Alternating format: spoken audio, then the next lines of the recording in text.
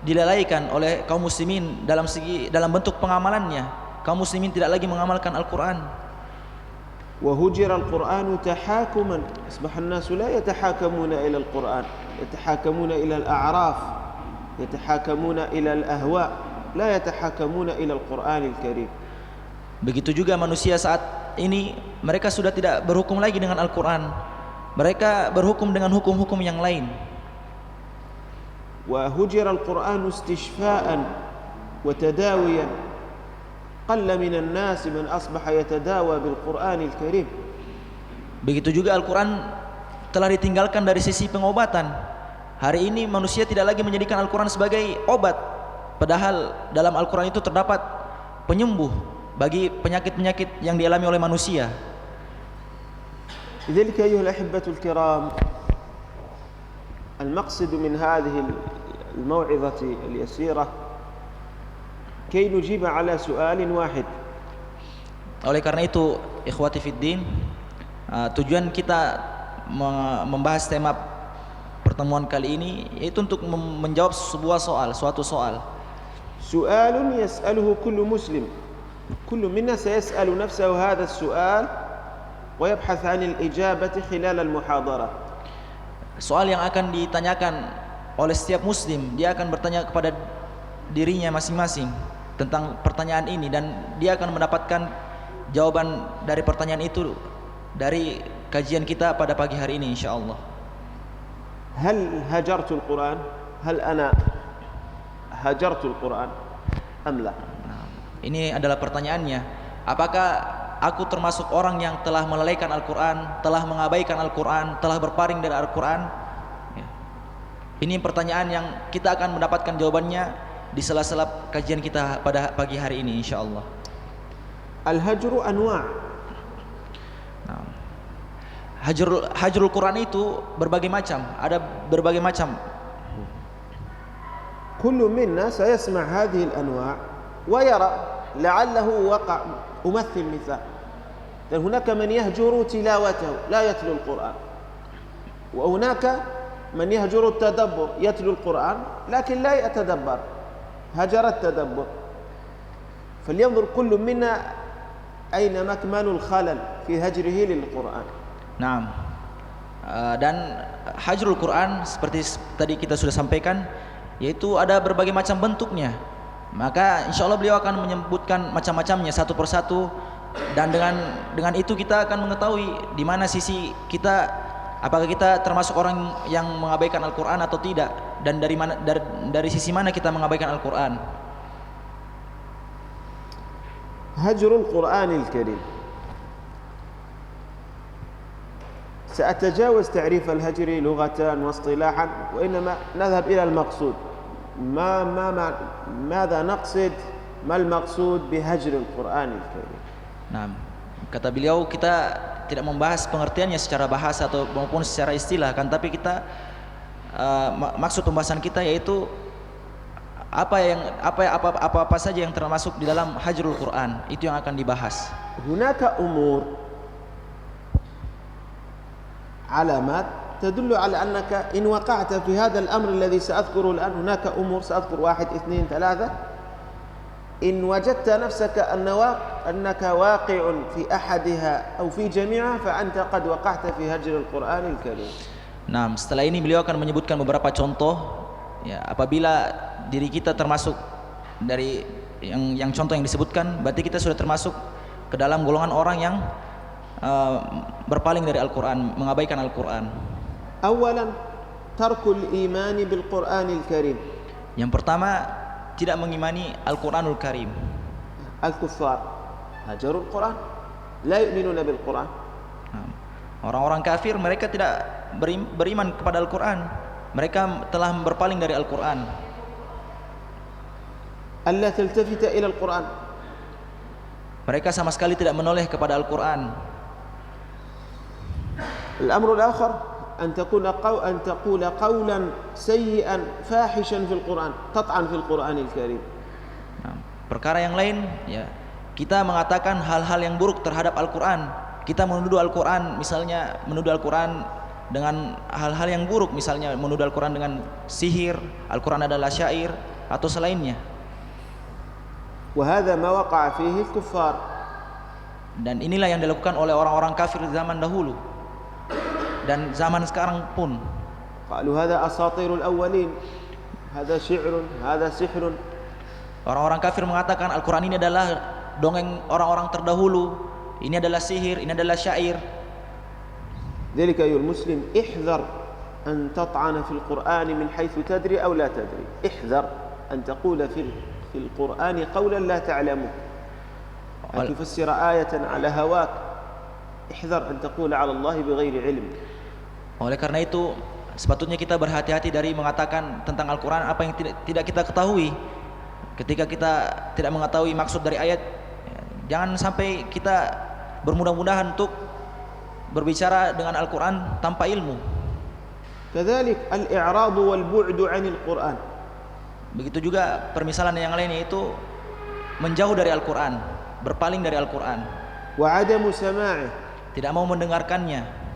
أو أن ترفع صوتك، تسمع القرآن تبدأ ترفع في الصوت كي لا يسمع الناس.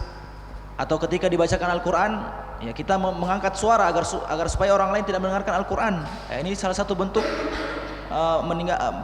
hajrul Quran. وأن تلعب وتلهو اللغو عند سماع القرآن. Begitu pula bentuk yang lain, ya ketika dibacakan Al-Quran, ya kita berbuat hal yang sia-sia, ya, bermain atau berkata perkataan yang sia-sia. وقال الذين كفروا لا تسمعوا لهذا القرآن. Orang-orang kafir mengatakan, la tasma'u li hadzal Qur'an, janganlah kalian mendengarkan Al-Quran ini. والغوا فيه لعلكم تغلبون. Ini adalah ayat, ya. Orang-orang kafir mengatakan, janganlah kalian mendengarkan Al-Quran dengan sungguh-sungguh dan buatlah hiruk pikuk, ya. Perdengarkanlah hal sia-sia agar supaya kalian menang atau agar supaya kalian mengalahkan mereka, orang yang membacakan Al-Quran. لماذا يرفعون أصواتهم؟ لئلا يسمع القرآن. Mereka mengangkat suara mereka agar supaya Al-Quran ini tidak didengarkan lagi. وأنبه هنا إلى مسألة رأيتها في المساجد خاصة في الجمعة. Nah, beliau ingin mengingatkan suatu hal yang beliau perhatikan di beberapa masjid, khususnya ketika di hari Jumat. الخطيب في الجمعة يقرأ قرآن في الخطبة. Nah, ketika hari Jumat, ketika khutbah Jumat berlangsung, seorang khatib itu membaca ayat. حتى بعد الخطبة في الصلاة يقرأ القرآن. نجد أولادنا أولاد صغار يتكلمون يرفعون الأصوات. وحتى إن كان مكان يتلى فيه القرآن تجد الأولاد يدخلون ويخرجون ويصرخون، وهذا لأننا غفلنا عن هذا الأدب، أدب الاستماع إلى القرآن الكريم. لا تقل لي صغير، لا، لم يربى على هذا تعظيم القرآن الكريم. Nah, yang beliau perhatikan khususnya ketika hari Jumat, ketika khutbah Jumat berlangsung, bahkan setelah khutbah Jumat berlangsung, yaitu ketika sholat, sang khatib pun membacakan ayat Al-Quran ketika khutbah, ketika sholat. Khatib dan imam membacakan Al-Quran. Namun sangat disayangkan terkadang kita mendapatkan anak-anak kita, ya, membuat keributan, ya, dan hal ini bukan hal yang baik, ya. Anak-anak harus dibiasakan, dididik untuk mengagungkan Al-Quran, yaitu dengan mendengarkan dengan baik agar tidak bermudah-mudahan bermain ketika Al-Quran dibacakan. أو كأن تكون مسابقة في القرآن، طالب يقرأ والناس تتكلم، ويقرأ قرآن والناس تتكلم يتحدث لا يهمه، هذا قرآن. فانتبه. Dan terkadang kita juga temukan ketika ada perlombaan-perlombaan Al-Quran, musabaqah Al-Quran, terkadang kita lihat ketika perlombaan berlangsung, ketika ayat-ayat Al-Quran dibacakan, kita melihat para penonton, para hadirin sibuk berbicara sendiri, sibuk mengobrol dan tidak memperhatikan apa yang dibacakan. Nah, maka ini bukan hal yang baik. Ini bukan bentuk pengagungan kepada Al-Quran. Bahkan ini termasuk dalam hajrul Quran. Oleh karena itu kita harus berhati-hati dari perkara-perkara seperti ini. إذا قرئ القرآن فاستمعوا، ما قال فاسمعوا، قال استمعوا. Allah Ta'ala berfirman, ya, idza quri'al Qur'an fastami'u lahu. Ya, apabila ayat-ayat Al-Qur'an dibacakan maka dengarkanlah dengan seksama. Allah menggunakan kalimat istami'u, bukan isma'u. Akan tapi istami'u menunjukkan maknanya lebih dalam. Harus betul-betul didengarkan dengan seksama. Wa ansitu. Insatu ilaih.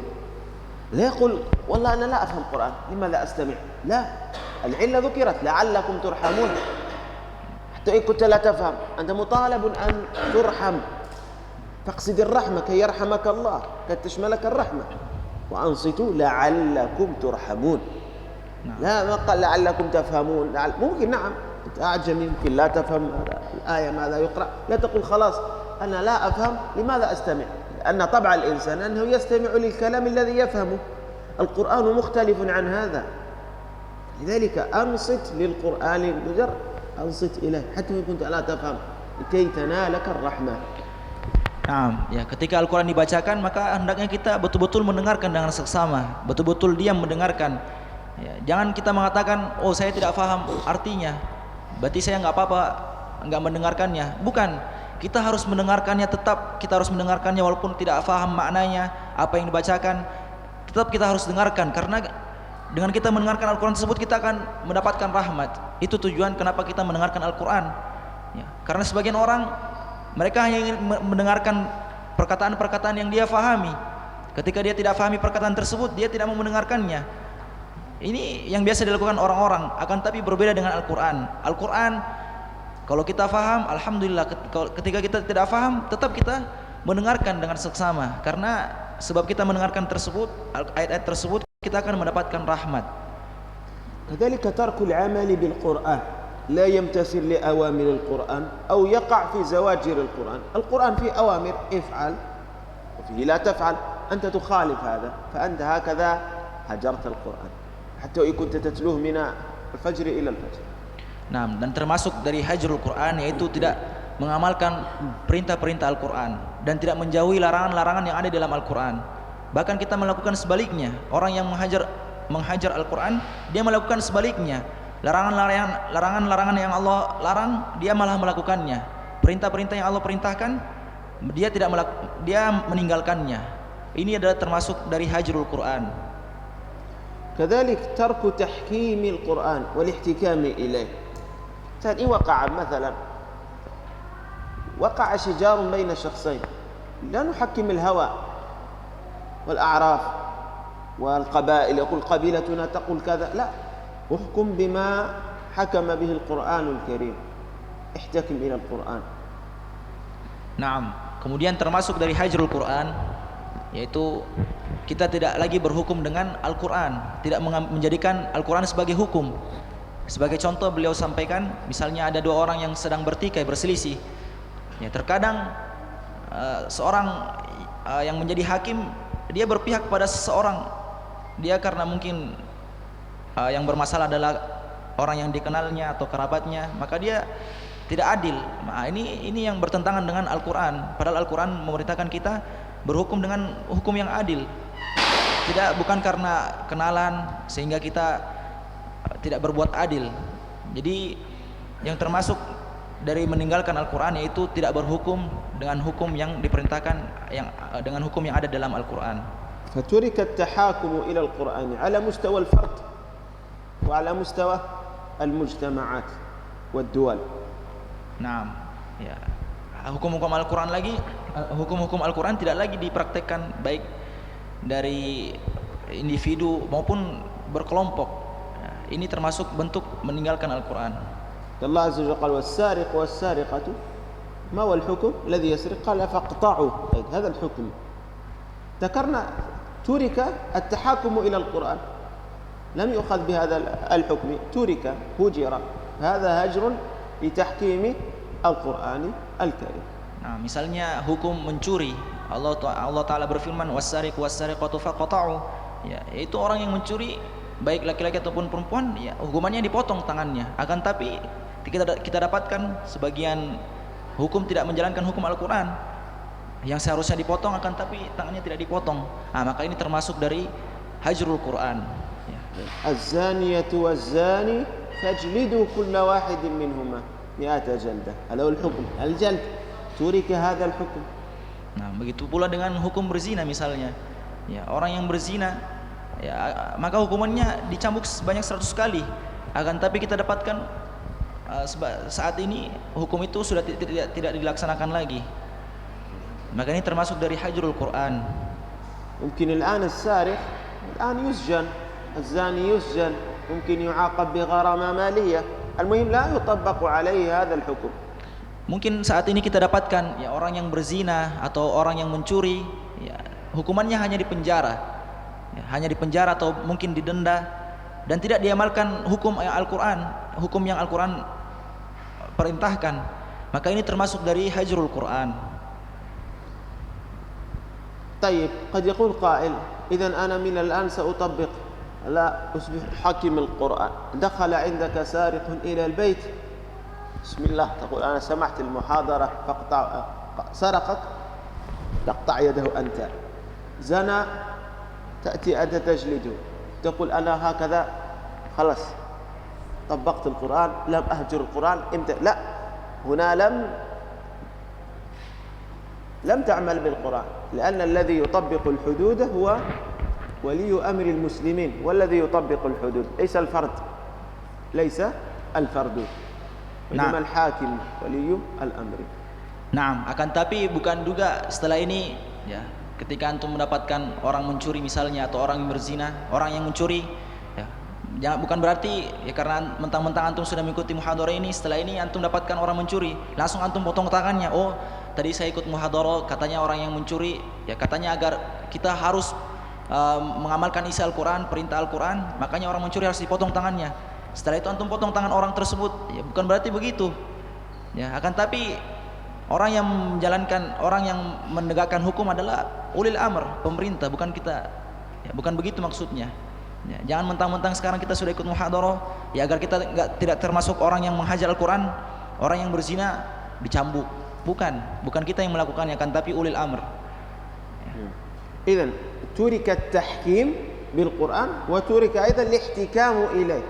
يعني حين يحدث شيء من يفصل هو القرآن. فإن حدث شيء بين المسلمين نريد نعرف الحل أين نجده، نحتكم إلى القرآن، ماذا قال القرآن في هذا. Nah, ketika ada terjadi perselisihan, pertikaian antara dua orang muslim, maka Al-Quranlah sebagai penengahnya. Al-Quranlah yang menghukumi mereka. Dengan Al-Quran hukum itu menjadi adil untuk keduanya. سأضرب مثالا آخر عن هذا. مثال إنسان متزوج طلق زوجته، هناك من يطلق زوجته يضربها، ممكن يخرجها من البيت عنوة. الآن نحتكم إلى القرآن الكريم، الله عز وجل قال سرحوهن بمعروف، ما قال لك إذا طلقت المرأة ينبغي قبل ذهابها لابد تضربها ولا بد تسب هذه المرأة، تمسكها، تخرجها، ترمي لها ملابسها لا قدر الله. هذا الفعل منافي للقرآن الكريم. فلو نأتي إلى هذا الفعل ونحتكم إلى القرآن نجده قد خالف القرآن الكريم. Nah, beliau juga kasih permisalan, misalnya orang yang menceraikan istrinya. Orang yang menceraikan istrinya bukan berarti ketika dia menceraikan istrinya dia memukul istrinya atau langsung mengusir serta-merta mengusir istrinya, bukan. Ketika dia berhukum dengan Al-Quran, maka dia akan ya menceraikan istrinya dengan cara yang baik, ya, tidak mengusirnya, tidak memukulnya. Ya, ini salah satu bentuk pengagungan terhadap Al-Quran. Kalau kita mengerjakan sebaliknya, maka itu termasuk dari hajrul Quran. فعلينا أن نتعلم أيها الإخوة الكرام، نتعلم ونعلم وننشئ أولادنا وأبناءنا على تحكيم القرآن في حياتهم كي يكون منهج حياة. Nah, oleh karena itu kita harus ya menumbuhkan atau kita harus mempelajari atau menumbuhkan mengajarkan kepada anak-anak kita untuk selalu berhukum dengan hukum-hukum Al-Quran sejak dini, sejak sekarang. ونسأل الله عز وجل أن يرد ولاة أمور المسلمين ويرد أمة الإسلام إلى تحكيم كتاب الله سبحانه وتعالى وسنة نبيه صلى الله عليه وسلم في كل جوانب الحياة، وإن كان الآن هو مطبق ممكن في بعض مجالات. نسأل الله أن يعني يعيد لنا عزة الإسلام بالرجوع إلى كتابه الكريم. Nah, dan beliau mendoakan para pemimpin, semoga Allah Subhanahu wa taala menjadikan para pemimpin kita rujuk atau kembali lagi berhukum dengan hukum Al-Qur'an secara menyeluruh dari segala aspek. Ya, mungkin saat ini kita dapatkan para pemerintah, para pemimpin kita sudah menegakkan beberapa hukum Al-Qur'an, akan tapi belum di semua hukum. Maka dari itu kita memohon kepada Allah Subhanahu wa taala agar menjadikan para penguasa, para pemimpin, ulul amr untuk berhukum dengan Al-Quran dan hadis Rasulullah SAW di semua aspek. كذلك ترك تدبر القرآن وتفهمه. أصبح المسلم يقرأ القرآن مع أن الحمد لله في المصاحف في تفسير يستطيع. أصبح المسلم ترك أن يتدبر، لا يريد يتدبر، لا يريد يتفهم القرآن، مع أن هناك وسائل معينة لتدبر القرآن، معينة لفهم القرآن. الإنسان يقرأ سورة النبأ، لو تسأله عن معنى السورة إجمالا لا يعرف، يقول لا أعرف هذه السورة عما تتكلم، مع أن هناك مصاحف كان يستطيع. والعجب أن في المصحف أصلا مصاحف هنا في إندونيسيا يعني بيجعل فيها ترجمة، فيعجز العبد حتى أن ينظر ببصره على الأقل يفهم السورة عما تتكلم عموم. لا أقول لك كن عالما، كن العموم. الناس تركوا لا يفهم. لكن لو جاءته رسالة من شخص ذو مكانة اجتماعية مسؤول كذا يريد يفهم هذه الرسالة، لو كانت مكتوبة بغير لغته لبدأ ينتقل من فلان إلى فلان ليفهم الرسالة التي وجهت إليه. ولكن القرآن الذي هو رسائل من ربنا إلينا أصبح العبد لا يهتم لتدبر القرآن ولفهم القرآن الكريم. إذا فعلينا أن نتنبه كي لا نقع في هجر التدبر. Nah, dan termasuk dari hajrul Quran yaitu tidak memahami makna Al-Quran tersebut, makna ayat yang dia baca, tidak memahami dan tidak mentadabburinya. Ya, padahal kita diperintahkan untuk mentadabburi Al-Quran. Dan terlebih lagi di negara kita di Indonesia, ya, sangat banyak wasilah untuk memahami Al-Quran. Kita dapatkan banyak mushaf-mushaf sudah ada terjemahannya. Nah, salah satu bentuk hajrul Quran yaitu tidak mentadabburi makna-makna Al-Quran, padahal di sana terdapat banyak wasilah. Ya, terkadang kita dapati orang membaca Al-Quran di mushafnya terdapat terjemah, tapi dia tidak membaca sama sekali terjemahannya, dia tidak berusaha memahaminya, bahkan tidak berusaha menoleh pun tidak menoleh. Padahal ketika ada dia mendapatkan surat dari orang yang punya kedudukan, dia berusaha betul-betul memahami isi surat tersebut. Kalau misalnya mungkin suratnya menggunakan bahasa lain, dia berusaha menerjemahkannya. Dia berusaha mencari orang yang faham isi surat tersebut agar dia tahu isinya. Tapi berbeda perlakuannya dengan Al-Quran. Ketika membaca Al-Quran, dia sekedar membaca saja tanpa ingin mentadabburinya. Maka ini hal yang kurang layak, hal yang tidak pantas, dan ini termasuk dari bentuk mengabaikan Al-Quran. كذلك ترك تلاوة القرآن وحفظ القرآن هذا من هجره. Dan termasuk dari hajrul Quran yaitu tidak meninggalkan bacaan Al-Quran dan tidak menghafalnya. كذلك حفظه بعد نسيانه هذا من هجر القرآن. Dan kemudian termasuk dari hajrul Quran juga yang melupakan ayat-ayat yang sudah pernah dihafal dan tidak berusaha menghafalnya lagi. Ini termasuk dari hajrul Quran. إذن أن يترك التلاوة ويترك الحفظ كذلك من حفظ ونسي. انتبهوا لهذا. Beliau tekankan lagi termasuk dari hajrul Quran yaitu tidak membaca Al-Quran, meninggalkan bacaan Al-Quran. Kemudian termasuk dari hajrul Quran juga melupakan ayat-ayat yang sudah pernah dihafal. Ini termasuk dari hajrul Quran. يعني عجيب أن تجد رجل يعني عمره 50 سنة 60 سنة جزء عامة جزء 30 لا يحفظه. عجيب.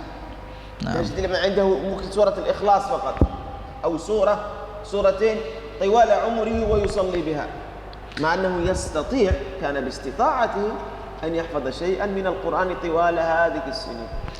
Nah, dan sangat mengherankan juga terkadang kita mendapatkan orang yang berusia 50 tahun, 60 tahun akan tapi dia cuma menghafal 1-2 surat saja. Padahal dia punya banyak waktu untuk menghafal Al-Qur'an. Selama hidupnya dia hanya menghafal 1-2 surat, itu terus yang dibaca ketika sholat. Nah, ini termasuk hal yang tidak pantas. 50 tahun hanya menghafal 2 surat. Ini termasuk dari hajrul Quran. الأحبة خلال هذه السنين الأخيرة تطور العلم، هناك تطبيقات، هناك برامج، الحمد لله. فقط العبد مقصر، فيه تقصير. تقول لا أعرف، لا فيه تقصير. Nah, ya, di zaman sekarang ini ya, perkembangan teknologi sudah sangat berkembang. Jadi sangat banyak wasilah untuk kita betul-betul bisa menghafal, membaca, memahami Al-Qur'an. Akan tapi terkadang manusianya yang lalai, manusia yang tidak ingin bersungguh-sungguh mempelajari Al-Qur'an, memahami Al-Qur'an, menghafal Al-Qur'an. كذلك ترك الاستشفاء والتداوي بالقرآن. أين ذاك المسلم الذي مجرد يصاب بشيء يفزع إلى القرآن، يذهب إلى القرآن يتداوى به. Nah, begitu juga termasuk dari hajrul Quran, itu tidak menjadikan Al-Quran sebagai obat. Padahal kita tahu dahulu banyak sekali orang-orang yang ketika sakit langsung segera ke Al-Quran, menjadikan bacaan Al-Quran sebagai obat penyembuh. Akan tapi saat ini kita sudah jarang melihatnya lagi. تحفظون الفاتحة؟ Semuanya menghafal surah Al-Fatihah? تضحكون فاتحة. ألا تعلم أن من أسماء الفاتحة الشافية، من أسمائها الشافية، من أسمائها الكافية. Nah, kita semua hafal Al-Fatihah. Tidakkah kita tahu bahwasanya Al-Fatihah itu nama lainnya adalah Asy-Syafi, Asy-Syafiyah, yaitu penyembuh. Al-Fatihah adalah penyembuh. الآيات الأخيرة من سورة البقرة، النبي صلى الله عليه وسلم الآيتان الأخيرة قال من قرأ في ليلة كفتاه. Nah, لم يضره شيء. Nah, 2 ayat terakhir surat Al-Baqarah. Kita semua mengetahui 2 ayat terakhir surat Al-Baqarah. Ya, Rasulullah SAW menyampaikan kepada kita bahwasanya 2 ayat itu ketika kita membacanya di malam hari itu akan mencukupkan kita dari segala mara bahaya. Akan tapi jarang dari kita yang mengamalkan, yang membaca ayat tersebut. الصحابي الذي لدغته عقرب بماذا شفي؟ بالفاتحة، قرآن، مع أن العقرب يعني سم دخل إلى جسده. لماذا شفاه الله؟ إنه كان موقنا أن هذا القرآن هو شفاء للناس، لذلك جوزي على قدر نيته. Nah, sahabat yang dahulu pernah tersengat oleh kalajengking, dimasuki oleh racun, bagaimana dia bisa sembuh? Yaitu dengan surat Al-Fatihah, dengan dibacakan surat Al-Fatihah, dengan berobat dengan surat Al-Fatihah, alhamdulillah sembuh. Ya. Kenapa bisa sembuh? Ya karena keyakinannya terhadap Al-Qur'an, bahwasanya Al-Qur'an itu penyembuh. Maka dia pun dibalas sesuai dengan keyakinannya, sesuai dengan niatnya. Ketika dia menjadikan Al-Quran sebagai penyembuh, maka Allah menjadikan Al-Quran tersebut sebagai wasilah untuk menyembuhkan penyakitnya. Padahal kita tahu orang tersengat kalajengking misalnya atau hewan-hewan yang berbisa itu sangat bahaya, susah untuk diobati. Akan tapi dengan keyakinan Al-Quran sebagai penyembuh, dengan menjadikan Al-Quran sebagai obat, maka dengan izin Allah Subhanahu Wa Taala akan bisa menyembuhkan penyakit yang dialaminya.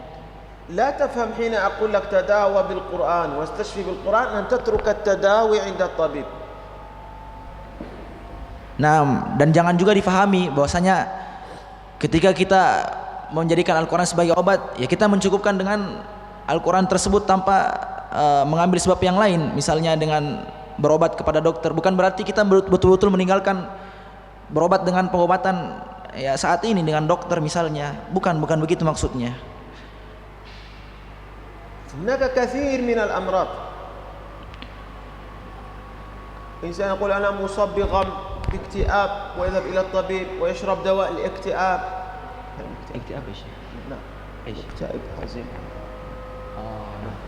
دواء الاكتئاب حزين ومنعزل أو يصبح يشرب الأدوية لأنه يقول لك عندي مشكلة عندك، وترك القرآن الذي هو راحة للنفوس.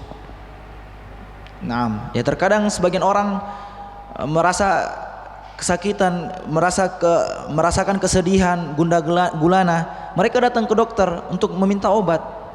Padahal dia lupa bahwasanya Al-Qur'an yang menjadikan hati kita terasa luas, melapangkan hati kita, memberikan sebagai penghibur kepada hati kita. Ini yang dilupakan oleh kaum muslimin.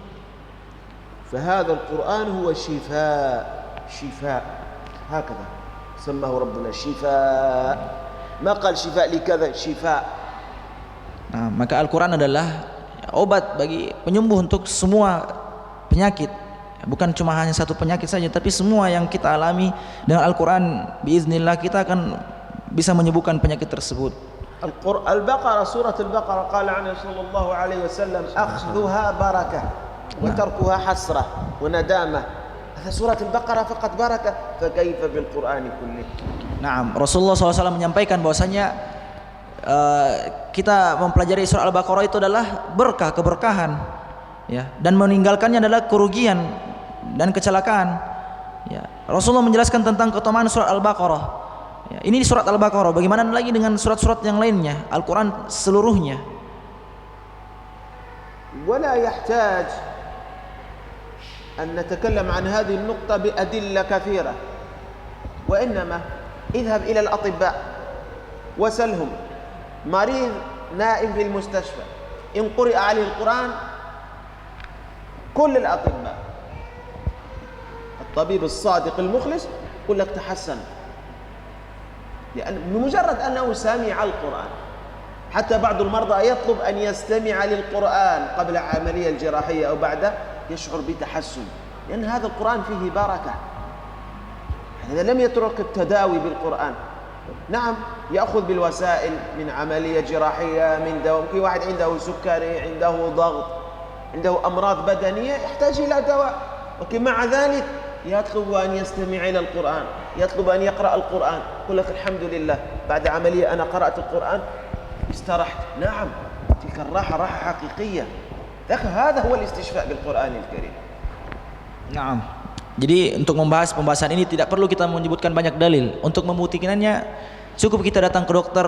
Coba kita tanya dokter. Misalnya kita tanya dokter, kalau kita bacakan Quran kepada pasien ini bisa memberikan efek apa tidak? Pasti dokternya akan menjawab iya. Orang dokter yang jujur, dokter yang betul-betul ikhlas, ya, yang betul-betul jujur, dia akan jujur bahwasanya Al-Quran ini memberikan dampak untuk para pasien yang sakit. Ya, ketika ada orang yang misalnya sudah dioperasi, misalnya melakukan operasi, ya, bahkan sebagian pasien pun yang meminta untuk dibacakan Al-Quran, karena dengan bacaan Al-Quran itu dapat menenangkan hatinya, menghilangkan rasa sakit. Ya, ini yang kita dapatkan. مثلا ولدك مريض عنده حمى، ابنك صغير أصيب بحمى بصداع رأس. Nah, misalnya sekarang ada anak kita yang ditimpa oleh yang terkena demam atau pusing. الغالب على الناس ماذا يفعل؟ Biasanya anak-anak kita kalau demam atau pusing, apa yang mereka lakukan? الغالب على الناس ماذا يفعل؟ Apa yang biasa dilakukan orang tua ketika anaknya demam atau pusing? Apa yang biasa dilakukan orang tua misalnya? Ketika anaknya demam atau pusing, apa yang biasa dilakukan orang tuanya?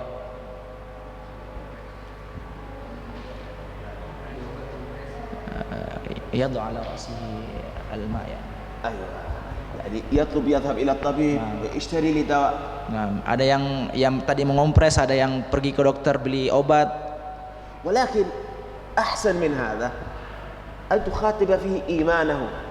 أبي أنا مريض خذك مع رأسي، طيب اقرأ القرآن، توضأ، اقرأ شيء منه، ولو تقول له اقرأ سورة الإخلاص، سورة الفلق، ادعو الله قل اللهم اشفني، ثم اشرب الدواء. إن شفيت تقول رأيت يا بني قرآن كيف يشفيك. بخلاف أصبح الناس يعتقد أنه لابد أشرب هذا الدواء لأنه أول ما أعطيناه هو الدواء، فظن أن الدواء هو الذي أشفى، يصبح متعلق بالدواء أعظم من تعلقه برب الدواء. لذلك حاول أن تمزج المسلم إذا مرض الولد قل له اقرأ قرآن وقل اللهم اشفني فقط. هذه العبارة يسيرة. ارفع يدك بني، قل اللهم اشفني، اللهم عافني، قل بسم الله الذي لا يضر مع اسمه شيء في الأرض ولا في السماء وهو السميع العليم. بني ضع يدك هنا وقل بسم الله بسم الله بسم الله هكذا، وأعطي له الدواء. أنا لا أقول لك لا تعطي له الدواء، خذه إلى الطبيب لا بأس، ولكن قدم له بهذه المقدمات، لأن هذه عقيدة يتربى عليها كي يعتقد المرء أن القرآن هو الذي شفاه، لا يعتقد أن الدواء هو فقط الدواء الدواء الدواء الدواء الدواء والقرآن معه. Nah, jadi yang seharusnya dilakukan oleh orang tua misalnya ketika anaknya sakit, harusnya dia menanamkan akidah terdahulu. Dia yang dia lakukan bukan langsung memberikan obat, akan tapi dia perintahkan anaknya coba baca 1-2 ayat, nak 1-2 surat, walaupun mungkin hanya surat Al-Ikhlas atau surat Al-Falaq. Yang pertama kali dilakukan orang tua seharusnya seperti itu. Coba baca Al-Quran, nak, coba berdoa kepada Allah Subhanahu wa taala, baru setelah itu diberikan obat. Nah, ketika berdoa kepada Allah kemudian membaca Al-Quran, setelah itu meminum obat, ketika sembuh ya, anak tersebut akan menggantungkan bahwasanya Allah yang menyembuhkan dengan Al-Quran tersebut. Mereka bergantung wasilah mereka sembuh adalah Al-Quran dan doa, bukan karena obat. Beda halnya ketika obat yang pertama kali diberikan kepada anak, dia ketika sembuh, oh obat ini yang wasilah yang paling cocok untuk menyembuhkan penyakit. Padahal bukan seperti itu. Ya, kita berusaha menumbuhkan keimanan kepada di hati-hati anak-anak kita. Ya, kita membiasakan kepada mereka menjadikan Al-Quran sebagai obat penawar. Ya, kita ajarkan kepada mereka doa-doa agar mereka betul-betul bertawakal kepada Allah Subhanahu wa taala, mengajarkan doa-doa. Tadi misalnya Bismillahirrahmanirrahim la yadurru ma'a ismihi syai'un fil ardi wala fis sama' wa huwas samiul alim, atau doa-doa yang lainnya. Allahumma shfini, ya Allah sembuhkanlah aku. Ya, semua doa-doa yang penting kita ajarkan, yang paling utama adalah doa. Kemudian setelah itu baru ketika membutuhkan obat, ya kita berikan obat. Ya, agar mereka tertanam di hatinya bahwasanya mereka disembuhkan sebab wasilah Al-Quran dan doa, bukan karena obat. أيها الأحبة الكرام، كان الكفار مجتهدين في صد الناس عن الاستماع للقرآن الكريم. Nah, dahulu orang-orang kufar itu sangat semangat untuk menghalangi manusia dari mendengarkan Al-Quran. تصور هذا الحال، كان الكبير يوصي الصغير الغني يوصي الفقير، يوصي بعضهم بعضا ألا تسمعوا لما يتلوه محمد وأصحابه.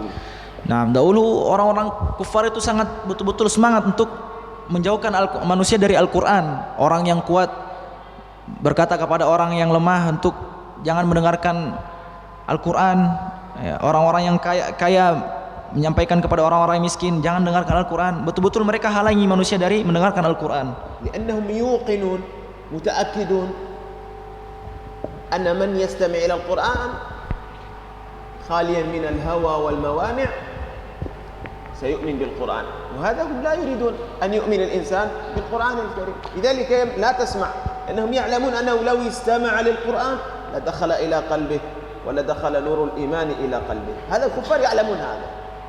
Nah, mereka betul-betul berusaha menjauhkan manusia dari Al-Quran karena mereka yakin apabila ada orang yang mendengarkan Al-Quran, betul-betul mendengarkan Al-Quran dengan hati yang bersih, Al-Quran itu akan betul-betul memberikan pengaruh, ya, memberikan dampak yang baik untuk pendengarnya sehingga membuat dia beriman.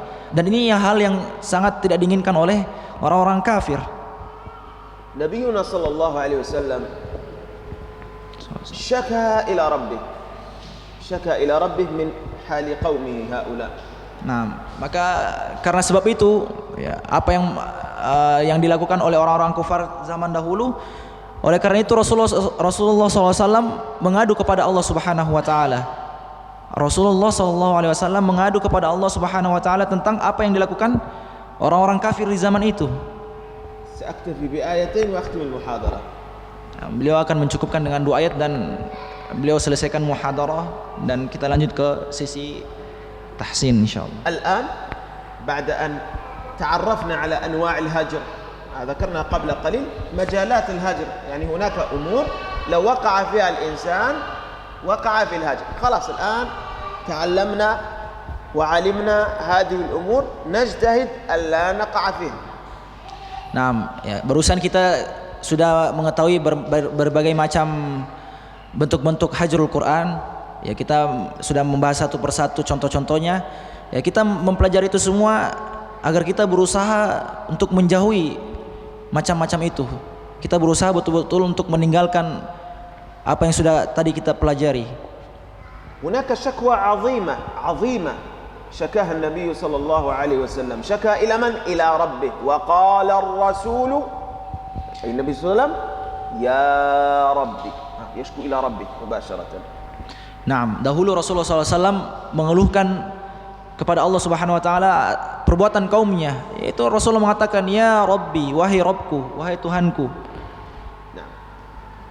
ثم أكدت هذه الشكوى إن قومي، أكد ذلك إن قومي، ما قال وقال الرسول يا ربي قومي كذا، إن قومي، يؤكد. Nah, dan Rasulullah ketika mengadu kepada Allah, beliau menggunakan kata-kata inna, menggunakan kata-kata taukid. Ya, betul-betul menekankan bahwasanya perkara yang beliau adukan bukan perkara yang biasa, perkara yang besar. يعني لو أنا آتي وأشكو إلى مدير المدرسة وأقول له يا أخي ولدك ضرب ولدي، أو أقول له إن ولدك ضرب ولدي، فرق في العبارة. Nah, ada perbedaan makna ya ketika kita memasukkan kata-kata inna ya. Misalnya beliau datang ke kepala sekolah, misalnya sekolah ini, beliau datang kepada kepala sekolah, wahai kepala sekolah, anakmu telah memukul anak saya. Beda kita kalau menggunakan kata-kata inna maknanya lebih dalam. Misalnya seperti ini, sesungguhnya anakmu betul-betul telah memukul anak saya. Beda dengan kita bilang anakmu telah memukul anak saya. Ya, di sana ada kata-kata penekanan yang menunjukkan maknanya lebih dalam. Itulah yang dimaksud dengan inna ya, kata-kata inna.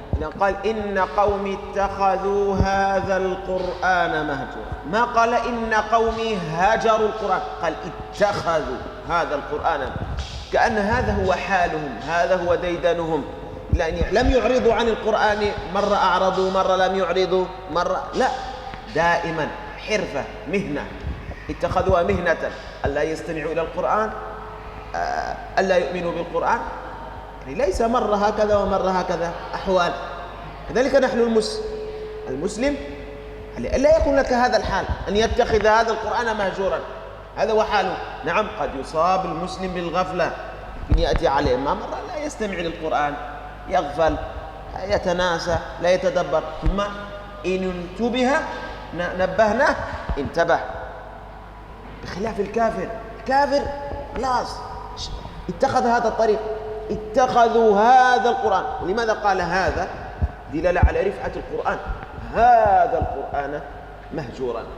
فهناك فرق بين العبارة، ما قال إن قومي هجروا القرآن، يعني ممكن هجروا القرآن، هجروه ليوم ليومين ذاك الشهر، لا، اتخذوا هذا القرآن مهجورا. Nah, di sini ada penjelasan tentang bahasa ya. Jadi dalam firman Allah Subhanahu Wa Taala ketika Rasulullah SAW mengadukan perbuatan kaumnya kepada Rabbnya, yaitu ya Rabbi, wahai Rabbku, inna qaumi. Rasul mengatakan kata-kata inna menunjukkan betapa besarnya perkara yang beliau adukan. Inna qaumi, sesungguhnya kaumku telah menjadikan ittakhadhu hadzal Qur'an, telah menjadikan Al-Qur'an ini sebagai sesuatu yang ditinggalkan. Dalam ayat ini, dalam pengaduan Rasulullah SAW, beliau menggunakan kata-kata ittakhadhu. Ittakhadhu ini artinya telah menjadikan Al-Quran sebagai sesuatu yang ditinggalkan, bukan menggunakan hajarul Quran. Rasulullah tidak mengatakan inna qaumi hajarul Quran, akan tapi Rasulullah mengatakan inna qaumi ittakhadhu hadzal Qur'ana mahjura. Ya, di sini ada perbedaan ungkapan. Ya, Ketika Rasulullah menggunakan ungkapan ittakhadhu hadzal Qur'an mahjura, telah menjadikan Al-Qur'an ini sebagai sesuatu yang ditinggalkan, itu menunjukkan yang mereka lakukan adalah bukan cuma satu dua kali mereka mengabaikan Al-Qur'an, akan tapi sudah menjadikan itu sebagai kebiasaan mereka. Selamanya mereka mengabaikan Al-Qur'an, selamanya mereka berpaling dari Al-Qur'an. Itu perbedaan. Beda halnya ketika Rasulullah mengatakan inna qaumi hajarul Qur'an, sesungguhnya kaumku telah meninggalkan Al-Qur'an. Beda antara ungkapan sesungguhnya kaumku telah meninggalkan Al-Qur'an dengan ungkapan sesungguhnya kaumku telah menjadikan Al-Qur'an sebagai sesuatu yang ditinggalkan. Di antara dua kata ini dalam bahasa Arab sangat berbeda. Ketika dikatakan inna qaumi hajarul Qur'an, sesungguhnya kaumku telah meninggalkan Al-Quran, mungkin ditinggalkan satu dua kali ditinggalkan, setelah itu kembali lagi, setelah itu ketika diingatkan kembali, langsung kembali. Mungkin seperti itu kalau menggunakan hajarul Quran. Akan tapi di sini Rasulullah mengadu dengan ungkapan inna qaumi ittakhadhu hadzal Quran, sesungguhnya kaumku telah menjadikan Al-Quran ini sebagai sesuatu yang ditinggalkan, seakan-akan menunjukkan yang mereka lakukan adalah telah menjadi kebiasaan mereka, selamanya mereka berbuat seperti itu. Ya, inilah yang dilakukan orang-orang kafir. Adapun orang-orang yang muslim, mungkin mereka juga menghajar Al-Quran, akan tapi ketika diingatkan, ya mereka kembali dan tidak terus-menerus mengajarkan Al-Quran. Berbeda dengan orang-orang kafir. Orang-orang kafir selamanya mereka mengajarkan Al-Quran. لذلك أيها الأحبة الكرام فلنحذر من الإعراض عن كتاب ربنا سبحانه وتعالى. Nah, oleh karena itu, ikhwas sekalian, hendaknya kita betul-betul berhati-hati, jangan sampai kita termasuk orang-orang yang berpaling dari Al-Qur'an. ننتقل إلى آية أخرى ومن أعرض عن ذكري أي عن القرآن فإن له معيشة ضنكا. Nah, kita berpindah kepada ayat yang lain. Allah Ta'ala berfirman, wa man a'rada an dzikri, barang siapa yang berpaling dari peringatanku, yaitu Al-Qur'an. Zikir di sini adalah Al-Qur'an. Barang siapa yang berpaling dari Al-Qur'an, fa inna lahu ma'isyatan dhanka, ya, maka sungguh dia akan menjalani kehidupan yang sempit. الآن المعيشة الضنك ما هي المعيشة الضنك؟ وأكد هذا، قال من أعرض عن ذكري، الجواب فإن له، أما قال من أعرضوا، قال من أعرض، مخاطبك أنت كل مسلم مسؤول عن نفسه. ومن فإن له معيشة ضنكا. أهل العلم ذكروا أن المعيشة الضنك ذكروا 5 أقوال. Naam, ya, beliau menyebutkan ayat, yaitu Allah memberikan peringatan, ya, peringatan, ya, dalam surat Thaha, ya. Man a'rada, di sini barang siapa yang berpaling, ya, Allah berbicara kepada kita semua, ya. Barang siapa yang berpaling dari Al-Quran, dan Allah tekankan fa innalahu, maka sungguh dia akan betul-betul merasakan kehidupan yang sempit, ya, ma'isyatan dhanka, kehidupan yang sempit. Dan kehidupan yang sempit ini ada beberapa tafsir para ulama, ada lima tafsir, ya, yang beliau akan jelaskan. مشكلة في الإعراض، صح؟ تفسير الإعراض. لا المعيشة الضنكة أكثر المفسرين على أنها عذاب القبر. اسمعوا هذا جيدا، أكثر المفسرين، وروي ذلك عن الصحابة الكرام أنها عذاب القبر. Nah, makna yang pertama, makna ma'isyatan dhanka yang pertama, atau kehidupan yang sempit, maknanya yang pertama, dan ini yang kebanyakan para mufassirin mentafsirkan, bahkan dari kalangan sahabat menafsirkan bahwasanya maksud dari ma'isyatan dhanka yaitu azab kubur, ya, kehidupan yang sempit adalah azab kubur. Mimman qala bihadza Ibnu Mas'ud. Ya, di antaranya yang mengatakan seperti itu adalah Abdullah ibnu Mas'ud, wa Abu Hurairah, itu juga dengan sahabat Abu Hurairah, wa Abi Sa'id Al-Khudri, kemudian Abu Sa'id Al-Khudri. تأملوا هذا أيها الأحبة، تأمل هذا، مجرد الإعراض ليس الكلام في القرآن، الإعراض عن القرآن. انظر النتيجة إيش؟ الله المستعان. Nah, maka perhatikan baik-baik ya ikhwah. Cuma hanya dengan berpaling dari Al-Quran, apa kita lihat semua akibatnya apa ya ikhwah? Kita akan orang yang berpaling dari Al-Quran, hanya berpaling, hanya i'rad, hanya berpaling dari Al-Quran, maka dia akan mendapatkan siksa, azab berupa azab kubur. والقول الثاني أنها ضغطة القبر، ضغطة حتى تختلف أضلاعه والعياذ بالله، ضغطة القبر. Nah, pendapat yang kedua yaitu mengatakan sempitnya kuburan ya, sempitnya kubur. روي هذا عن ابن عباس. Dan yang mengatakan hal tersebut adalah sahabat Ibnu Abbas. القول الثالث شدة عيشه في النار. Kemudian kaul yang ketiga, perkataan yang ketiga, tafsir yang ketiga adalah kehidupannya yang berat di dalam api neraka. روي أيضا عن ابن عباس. Ya, jadi pendapat yang ketiga yaitu kehidupannya sangat sulit ketika di neraka. Ya. والقول الآخر هو كسب الحرام، لأن المال الحرام حتى وإن اتسع فهو ضنك والعياذ بالله. كيف شيء؟ وكسب الحرام، مال الحرام نعم. إن اتسع مهما كان المال الحرام كريم فهو ضنك على صاحبه. Nah, pendapat yang keempat adalah kehidupan yang sempit, yaitu dia akan mendapatkan harta-harta yang haram. Ya, karena harta-harta yang haram, sebanyak apapun harta tersebut, maka itu adalah ujian bagi pemiliknya. Itu adalah kesempitan bagi pemiliknya. وقيل هو أيضا القول الآخر هو المال الذي لا يتقي الله عز وجل صاحبه فيه، لا يتقي الله عز وجل في ماله، ينفقه في الحرام والعياذ بالله. Nah, yang tafsir yang kelima yang dimaksud dengan kehidupan yang sempit atau ma'isyatan dongka yaitu orang tersebut mendapatkan harta yang dimana dengan harta itu dia tidak menjadikan dia bertakwa kepada Allah Subhanahu wa taala. Harta tersebut memalingkan dia dari ketakwaan kepada Allah Subhanahu wa taala. وقد لخص هذا ابن الجوزي رحمه الله، لخص هذه الأقوال ردها إلى 3 أقوال. القول الأول هو القبر، والثاني الدنيا، والثالث جهنم. Dan Imam Ibnul Qayyim Al-Jauzi,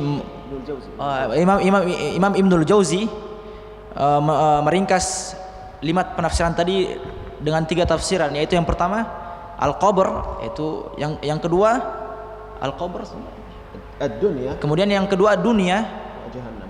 yang ketiga adalah jahannam, neraka jahannam. والصحيح يعني كل هذه الأقوال كما قال الإمام الشنقيطي، كل هذه الأقوال صحيحة، يعني كل ما قيل في هذه الأقوال كلها تشمل المعيشة الضنك. Nah, Imam Asy-Shinqiti menjelaskan bahwasanya semua perkataan ucapan-ucapan tadi, tafsir tadi yang kita sebutkan itu semuanya benar ya, mencakup makna ma'isyatan dongka, kehidupan yang sempit. فلذلك المعرض عن القرآن تجده مهموما مغموما، كثير من الهموم الغموم الآلام لا تنتهي لأنه معرض عن القرآن مهما كسب من الأموال. Oleh karena itu kita dapati orang yang berpaling dari Al-Quran, kehidupannya betul-betul terasa sempit, merasakan kesulitan, penyakit, rasa sakit, gundah gulana. Walaupun dia mendapatkan harta yang banyak, dia merasakan beban pikiran, hatinya sempit. فالمعرض عن القرآن، المعرضون عن القرآن هم في جحيم قبل الجحيم الآخرة، قلوبهم في جحيم والعياذ بالله، لا يتنعمون في هذه الدنيا. إن الأبرار لفي نعيم وإن الفجار لفي جحيم. يقول العلماء أن النعيم هنا يشمل الأدوار الثلاثة، دار الدنيا ودار البرزخ ودار الآخرة. Nah, oleh karena itu orang yang berpaling dari Al-Quran, dia akan merasakan siksa dunia sebelum merasakan siksa di neraka nanti. Ya. Siksa di dunia إن الأبرار لفي نعيم وإن الفجار لفي جحيم. هذا النعيم وهذا الجحيم ليس خاصا بالآخرة فقط، وإنما في الأدوار الثلاثة. نحن الآن في دار الدنيا، ثم حين نموت نذهب إلى دار البرزخ، ثم نذهب إلى دار الآخرة. فإن كان البار الأبرار في نعيم هم في نعيم في الدنيا في نعيم، وإن مات في البرزخ أيضا في نعيم، وحين يبعث من قبره أيضا في نعيم. وكذلك الجحيم، إن كان الفاجر هو في جحيم في الدنيا فقط لا يشعر لأن قلبه ميت، لأنه قلبه لا يشعر لأنه منغمس في الشهوات، لذلك لا يشعر، فهو في جحيم في الدنيا. هذا الجحيم سيصحبه أيضا في دار البرزخ وسيصحبه إلى دار الآخرة. نعم. لا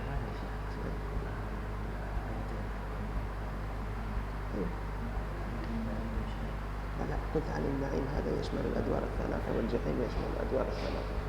المعرض عن القرآن هو في جحيم. Nah, jadi orang-orang yang berpaling dari Al-Quran, dia akan merasakan siksa di dunia sebelum siksa di akhirat. Ya, sebagaimana Allah Ta'ala firmankan dalam surat Al-Infitar, Innal abrara lafi na'im. Sesungguhnya orang-orang yang berbuat kebaikan, dia akan merasakan kenikmatan. Ya. Dan begitu juga dengan wa innal fujjara lafi jahim. Orang-orang yang berbuat keburukan akan merasakan siksa neraka jahim. Baik dan kenikmatan yang dirasakan oleh orang-orang yang berbuat baik bukan hanya kenikmatan di surga saja kan, tapi kenikmatan sejak berada di dunia, kemudian di alam barzakh, kemudian nanti di akhirat kelak. Begitu juga dengan orang yang berbuat keburukan, dia akan merasakan siksa, kepedihan, ya, baik di dunia, kemudian kemudian di alam barzakh, dan begitu juga ketika di akhirat nanti. Ya, hanya saja orang-orang yang berbuat keburukan tidak merasakan siksa yang sekarang ditimpa kepada mereka, ya, karena mereka dalam kelalaian. Akan tapi kelak di akhirat akan betul-betul disiksa. Qulubul abrar fi na'im. La tanzur ila al-ajsad. Qulubul abrar fi na'im wa qulubul fujjar fi jahim. Kunta tajid al-fajir yalbas qutta 'indahu amwal, qad i'lam anna qalbahu fi jahim. Nah, ya, hati orang-orang yang berbuat kebaikan, hatinya berada di surga, merasakan kenikmatan, ketenangan hidup. Berbeda dengan orang fujar, ya, orang-orang yang buruk, yang melakukan hal-hal yang keburukan, orang-orang kufar. Ya, mereka hatinya berada di neraka, meskipun mungkin zahirnya terlihat kehidupannya mewah, nyaman, akan tapi sebenarnya dia merasakan kehidupan yang sempit. Ya, ini hakikatnya. فإن له معيشة ضنكا ونحشره يوم القيامة أعمى. يحشر يوم القيامة أعمى. هل أعمى البصر أم أعمى البصيرة؟ يعني كلاهما فسرت به الآية، أنه يحشر أعمى البصر لا يرى شيئا، وأنه أعمى البصيرة لا حجة له، ما عنده حجة لأنه لم يؤمن بالقرآن، أعرض عن القرآن. Nah, kemudian disebutkan juga orang yang berpaling dari Al-Quran akan dibangkitkan kelak di hari kiamat, akan dibangkitkan dalam keadaan buta. Ya, para mufassirin ada dua tafsir dalam ayat tersebut. Apakah buta penglihatannya atau buta hujahnya? Ya, dua-duanya benar. Ya, sebagian ulama mengatakan dia kelak akan dibangkitkan dengan keadaan buta penglihatannya, buta tidak dapat melihat. Ada juga mengatakan bahwasanya dia buta, dia tidak memiliki hujah untuk berhujat di hadapan Allah nanti kelak di hari kiamat.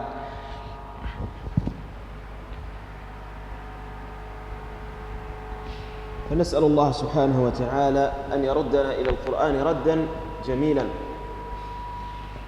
فاحذروا من الإعراض أيها الأحبة الكرام. Nah, kita semua memohon kepada Allah Subhanahu wa taala agar mengembalikan kita kepada Al-Qur'an dengan sebaik-baiknya kembali.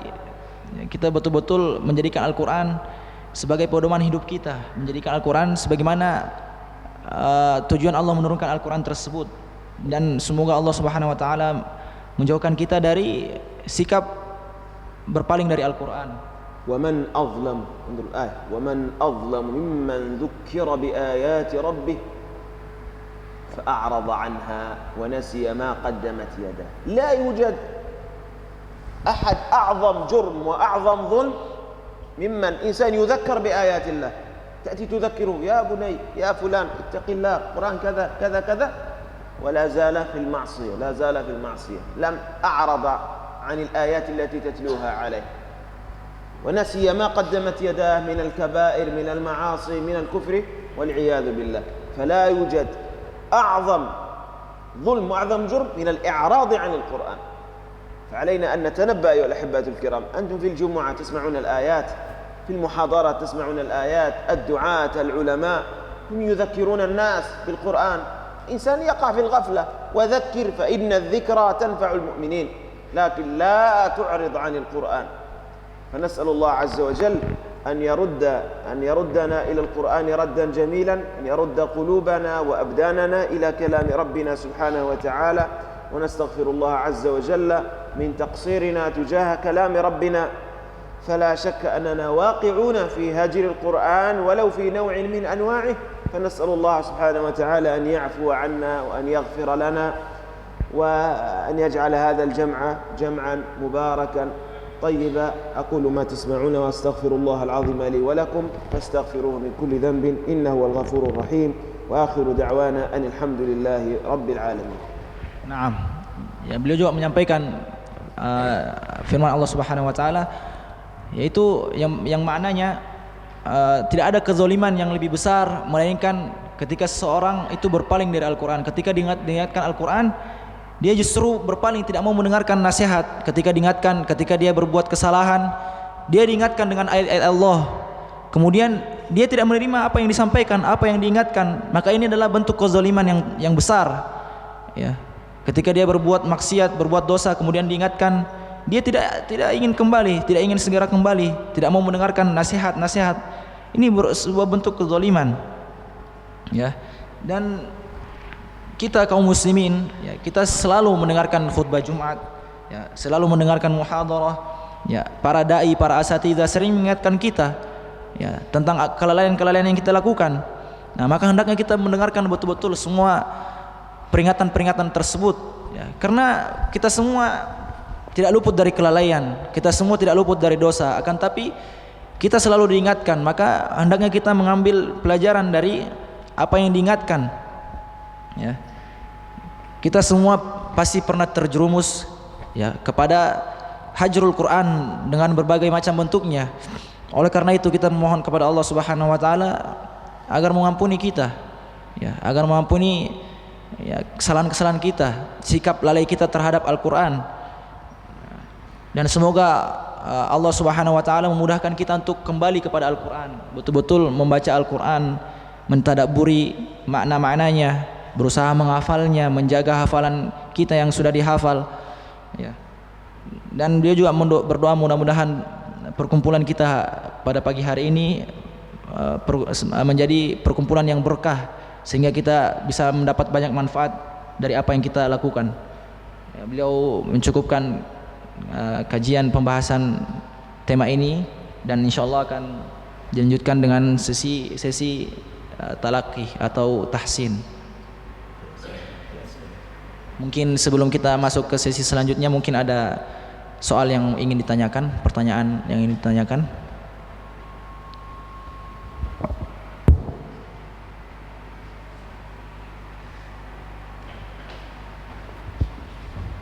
Naam.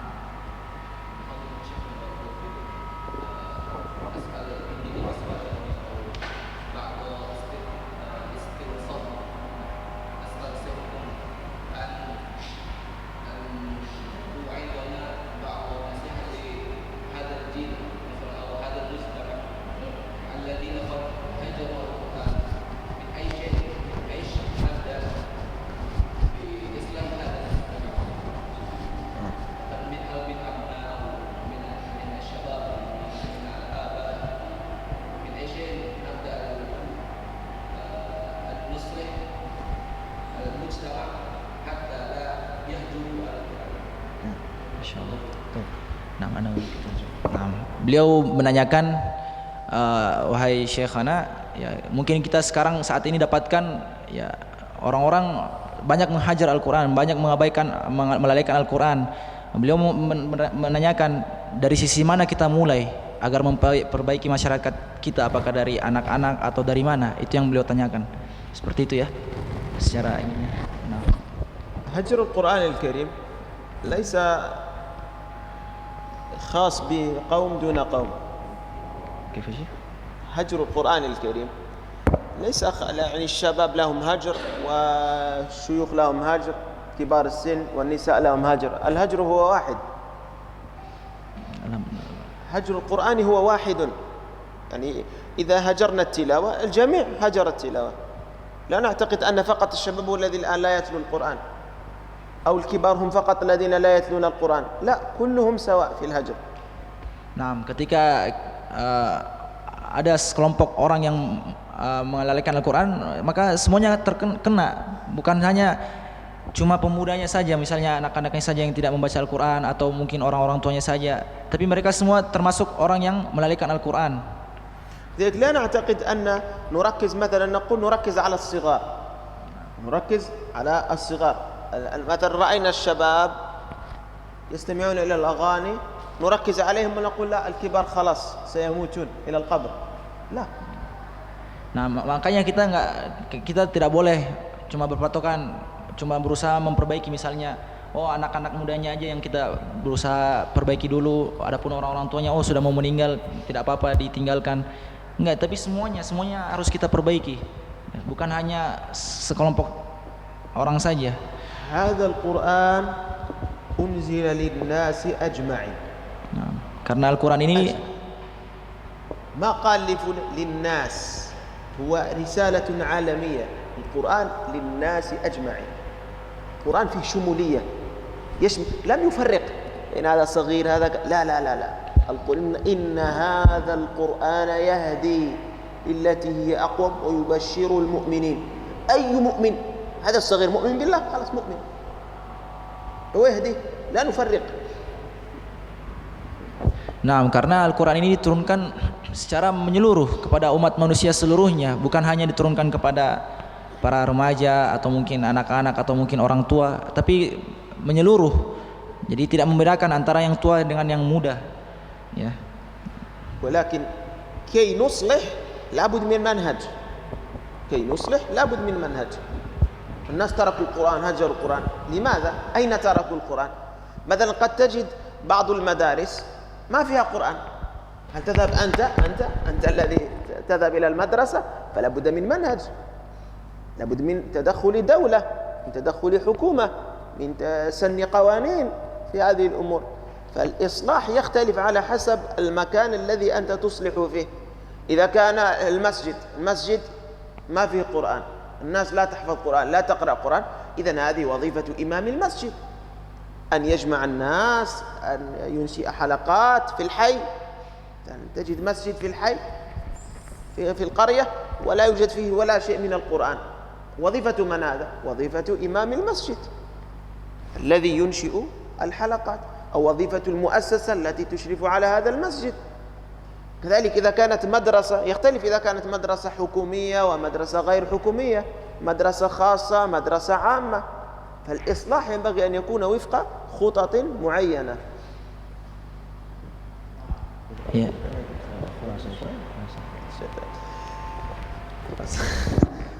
الإصلاح إذا أردت أجزئ لك.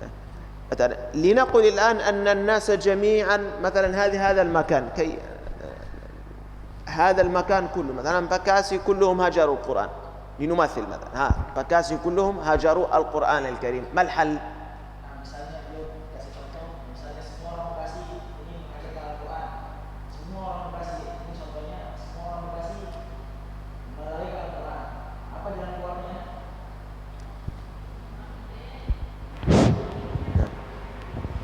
Bekasi هذا مجتمع، هو مجتمع. Nah, Bekasi ini adalah yang kelompok masyarakat. Misalnya semua orang Bekasi menghajar Al-Quran. Apa solusinya? Apa jalan keluarnya? المجتمع عبارة عن عائلات. Nah, kita tahu bahwasanya orang Bekasi ini adalah sekelompok masyarakat, dan masyarakat ini terdiri dari beberapa kepala keluarga. إذا الإصلاح يبدأ من الأسرة، من الأسرة، لأن الأسرة فيها الكبير وفيها الصغير وفيها المرأة وفيها الرجل وفيها الطفل وفيها أنواع. فمن الأسرة المسلمة لبغي أن نعود أسرنا على القرآن أن يكون منهج حياة. القرآن ليس فقط تلاوة، حياة به يحيا قلبك. فننشئ أولادنا من الصغر. زوجاتنا، إنسان تزوج بزوجة، هل أنت كزوجة جلست معها تقرأ قرآن؟ أول ما تنهض هل تطلب أن الفطور أم تطلب أن تقرأ قرآن؟ تأتي بأذكار الصباح، أذكار المساء، تقرأ شيء من القرآن. دخل ولدك أمرته بتلاوة القرآن، فتحت كتاب تفسير في الأسرة وقرأتموه، قلتم هذا الكتاب كل يوم نقرأ نصف صفحة، جعلته وردا، مثل ما تجعل لنفسك يوم تذهب إلى الرحلة، يوم تذهب إلى الإجازة، يوم تذهب إلى التسوق. هل لا خصصت يوما لقراءة القرآن، للاستماع لشيخ يفسر القرآن، للاستماع إلى داعية في التلفاز في البيت وجعلته يتكلم عن القرآن؟ فنحتاج إلى خطوات عملية، وإلى توجيه شبابنا وأسرنا إلى الاعتناء بالقرآن من كل النواحي. ليس فقط تقول للولد احفظ القرآن فقط، لا، علمه أن يحفظ، علمه يتدبر، علمه يفهم، علمه يطبق، هكذا شيئا بشيئا. فالجهود حين تجتمع إن شاء الله تأتي بثمرة، ففي الاتحاد قوة.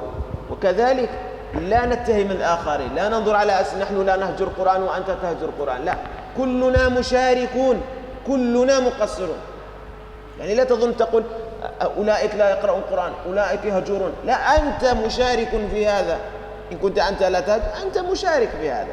فالأمة مشاركة في هذا التقصير. فعلينا أن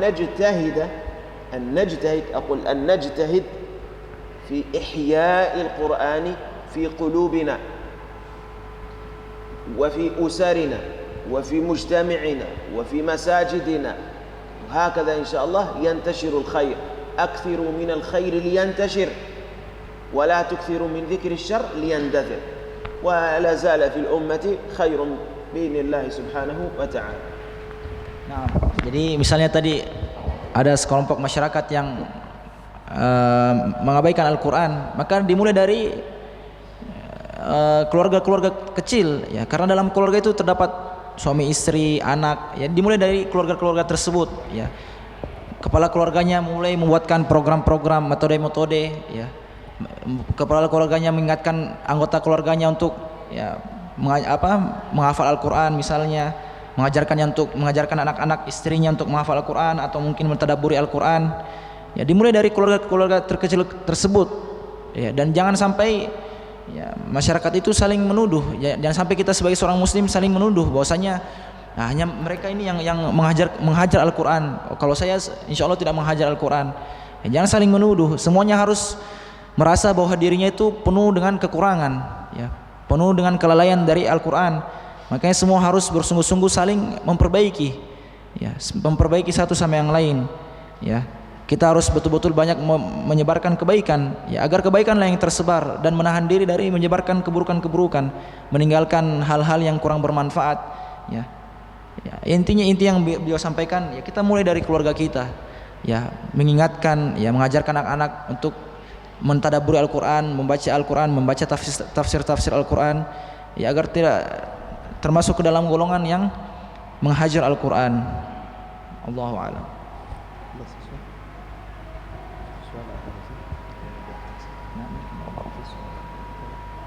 Atau mungkin ada pertanyaan yang lain?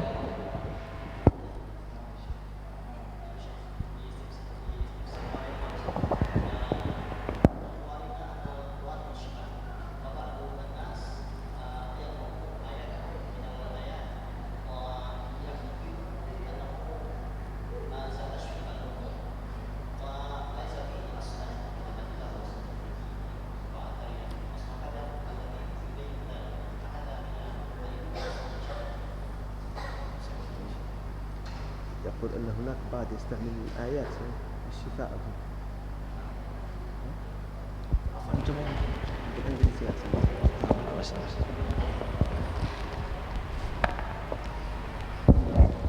لا بأس تعيد السؤال بالإندونيسية، أنا سمعته بالعربية كي أتأكد من الترجمة.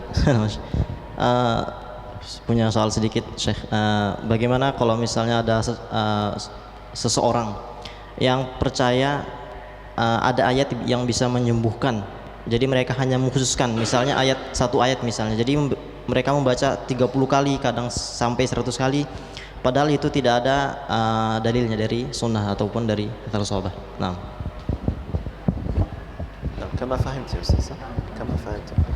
يخصص بعض الآيات ممكن يعيد 30 مرة أو معناه لم يرد عليه الدليل من وهل كل ما لم يرد لا يجوز؟ أنا الآن أسألك. Nah, kata beliau tadi sudah didengarkan soalnya, pertanyaannya ya. Jadi katanya mungkin sebagian orang mengkultuskan beberapa ayat dan mengulang-ulang itu terus, yang menjadikan satu ayat tertentu sebagai mungkin bacaan, dibaca berapa kali. Nah, kata beliau sebagian orang melakukan hal itu padahal tidak ada dalilnya, tidak ada dalil ayat atau mungkin as-sunnah. Nah, kata beliau, apakah semua yang tidak ada dalil tidak boleh dikerjakan? أنا أسأله وقال لم يرد.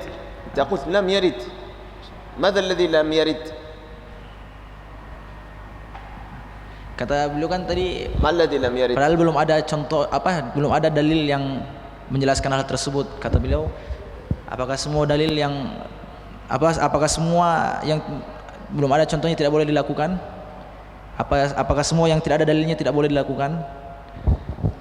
انظر أنا أوجه لك نصيحة بس ها نصيحة وجه له نصيحة بس Nah, نصيحة أنه لا نكثر من التعميم لا نقطع بشيء نقول لم يرد لم يرد هذا لا يستطيع أحد يقول لم يرد إلا لمن استقرأ نصوص الشرع فهمت علي أستاذ حابب يعني ليس بسرعة نقول لم يرد عن كذا عن النبي صلى الله عليه وسلم لم يرد عن الصحابة هل أنت مطلع على كل أقوال الصحابة هل أنت مطلع على كل التفاسير وعلى كل فلا نستطيع الجزم أنه لم يرد كذلك لا نستطيع الجزم أنه في نهي يعني نعم إنسان يحرص على أن يتبع السنة وكذلك نحرص ألا نحرم ما أحل الله وأن هناك أمور سكت عنها الشرع تدخل في الإباحة إباحة لا يأتي أحد يقول يعطيني الدليل لأنه يعني إباحة الآن أنا أشرب من هذا أو أجلس على الكرسي تقول لي لم يرد لا هناك أمور مباحة تدخل في دائرة الإباحة فليتنبه لهذا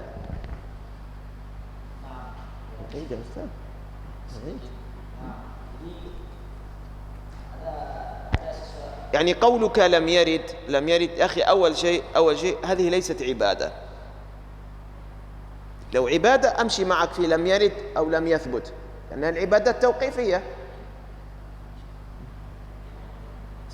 لا ليست عبادة وسائل يا أستاذ نتكلم عن العبادة عبادة لم يخترع عبادة هذه وسائل الميكروفون هذا وسيلة من الوسائل لتبليغ الدعوة لا يأتي أحد يقول لي لم يرد ولم يثبت أننا استعملنا ميكروفون طيب أنا أقول لك هذا الاجتماع أعطني دليل أن الصحابة اجتمعوا في وقت 10 صباحا لا يأتي أحد يقول لي الناس تعودوا على أن يجتمعوا على 10 صباحا في مسجد كذا ويلقون محاضرة لم يرد لا يا أخي هذه وسائل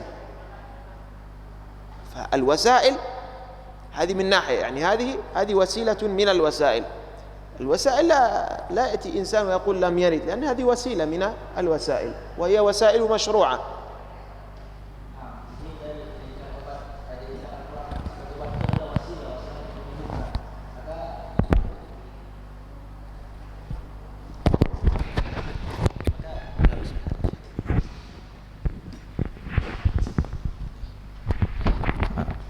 jadi menjadikan Al-Quran dijadikan sebagai obat mungkin lah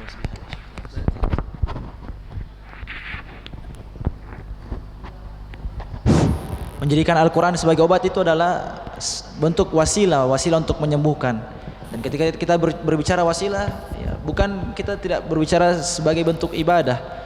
Nah mungkin kalau ibadah mungkin kita mengatakan harus sesuai dengan dalil, betul-betul harus sesuai dengan dalil. Akan tapi ketika kita berbicara dengan wasilah, ya itu hal yang dibolehkan dan hal yang mubah. Dan hal yang mubah itu tidak diharuskan ada dalil yang menjelaskan tentang mubahnya hal tersebut. بل أنا يعني أزيدكم شيئا. يعني مثلا الصحابي الذي استشفى بالفاتحة، هل في أحد قال له اقرأ بالفاتحة؟ Misalnya tadi sahabat yang الذي لدغته أقرأ قرأ الفاتحة. nah, ما في. لماذا؟ لأنه يعتقد أن الاستشفاء بالقرآن عموما، فقرأ ما يعرف من الفاتحة فأقره النبي صلى الله عليه وسلم على الاستشفاء بالقرآن. nah misalnya tadi ketika ada yang sahabat yang berobat dengan Al-Fatihah, apakah ada sahabat yang lain menyampaikan kepada dia, kamu berobat dengan surah Al-Fatihah? Ya. Tidak, tapi dia karena dia menganggap Al-Qur'an adalah semua penyembuh, maka dia membaca surah Al-Fatihah. Ya, kemudian Nabi pun ya tidak mengomentari hal tersebut. Ya. يعني فتخصيص عدد معين لا حرج من التخصيص، يعني إن لم يعتقد خصوصية في ذاك العدد. Adapun mengkhususkan tadi يعني beberapa مثلا jumlah. أنا أدري يقول لك مثلا السورة الفلانية لو يقرأ مثلا فلان أصيب بكذا لا أدري بسحر بمس، إن ثبت يقول العلماء هذا على سبيل التجربة، إن ثبت بالتجربة أنه إن قرأ عليه هذه الآية يتأثر جاز ذلك، لأن هذا يخضع إلى التجربة. يعني ثبت أن هناك بعض الآيات لها تأثير مثلا على الجني، الإنسان أصيب بمس، ثبت بالتجربة أنه إن قرأت عليه مثلا سورة الجن تأثر، أو سورة الدخان. هناك سور مخصوصة مثلا سورة الدخان، سورة الجن، ما في تقول لي دليل أحد، لا، هل ثبت بالتجربة أن هذه السورة يتأذى منها الجني بصورة أشد، هذا ثبت بالتجربة، لا حرج في هذا. Nah, itu ويسأل عن هذا مثلا، هذا إن كانت تتكلم عن الصور مخصوصة لا بأس، لأن هذا بالتجربة صور مخصوصة. العدد أيضا لا حرج في ذلك، مثلا أن يكرر سورة كم مرة يقرأها، سواء رقى نفسه أو رقى غيره، ولا مثلا كرر سورة مثلا الإخلاص كذا من مرة كذا، لا بأس، هذا على سبيل التجربة لا بأس. يعني ليس لخصوصية، لا نقول له إن لم تكررها كذا أنت خالفت الشرع أو لابد كذا، ما في أحد قال لابد، ما في أحد قال لابد، أو إن فعلت خلاف هذا أنت مخطئ، لا، لم يقل أحد هذا ممن يفعل ذلك. Nah, jadi kata beliau ya tidak mengapa sebenarnya kalau misalnya kita membaca surat-surat tertentu atau dengan jumlah-jumlah bacaan tertentu, ya selama itu sudah ada percobaan, ya maksudnya sudah terbukti dengan percobaan, maka itu tidak mengapa, ya tidak mengapa kata beliau, ya karena itu semua berdasarkan dengan percobaan, itu semua karena sebagai wasilah, ya dan berdasarkan percobaan yang sudah dilakukan, ya selama tidak diyakini harus seperti itu. Misalnya kalau tidak melakukan seperti itu berarti menyelisih syariat, ya atau mungkin kalau tidak melakukan hal tersebut akan terjadi seperti ini seperti itu. Nah, selama tidak demikian maka tidak mengapa. مثلا فتحديدها بعدد معين، تحديد مثلا أنا أريد أقرأ عليك قرآن، أقرأ أنا أخي أرقيك ممكن كل سورة بصور معينة أختارها، أنا أقرأ بالقرآن، ولكن أنا أختار عددا معينا لأنه ثبت من تجربة بسيطة مثلا أن هذه الطريقة تعالج، ثبت هذه طريقة علاج ثبتت عندي أنا باجتهادي، رأيت أنني كلما أكرر هذه السورة مثلا 7 مرات 7 7 7 7 وجدتها أنها تفيد المرضى وتعالج، خلاص اتخذتها نهجا في العلاج كوسيلة. ولكن إن قلت لا بد من 7 ولا يجوز أن تتجاوز 7، هنا لا، أو لابد 7، لماذا لابد 7؟ لا، ما في لابد 7، هذه تجربة. أو أردت أنت 8 جاء 8، يعني لا أقتصد عدد معين لا يجوز أن تتجاوزها، لا يجوز، من أين أتيت أنه لا يجوز تجاوزه أو لا يجوز الإنقاص منه؟ هنا لا، هنا نعم أتفق معك، أقول لك لا يا أخي أعطيني دليل أنه لا يجوز فوق 7 أو لا يجوز تحت 7. فليتنبه لهذا، هذا على سبيل إن ثبت بالتجربة لأنه هذا لا يخالف شرعا يعني. Nah, Adapun intinya dari yang beliau sampaikan, kalau kita membaca dengan bilangan tertentu, misalnya 7 kali, tadi membaca satu surat dengan 7 kali misalnya ada orang yang sedang kesurupan, kemudian dibacakan surat-surat tertentu, ya, atau dibacakan dengan dengan jumlah tertentu, selama itu untuk percobaan atau mungkin sudah pernah dicoba dan memang ada khasiatnya, maka tidak mengapa selama tidak mengharuskan. Misalnya harus 7 kali, kalau bukan 7 kali menyelisih syariat misalnya. Nah, ini yang baru tidak boleh, harus menggunakan dalil, ya. Tapi kalau misalnya dalam bentuk percobaan, maka itu nggak mengapa. Atau misalnya harus 7 kali, kalau tidak boleh melebihi 7 kali. Kalau melebihi 7 kali seperti ini nggak. Nah, ini yang tidak benar, ya. وكذلك هناك من أخذ من يقول 7 بناء على بعض الأحاديث التي وردت في السنة أن من قال مثلا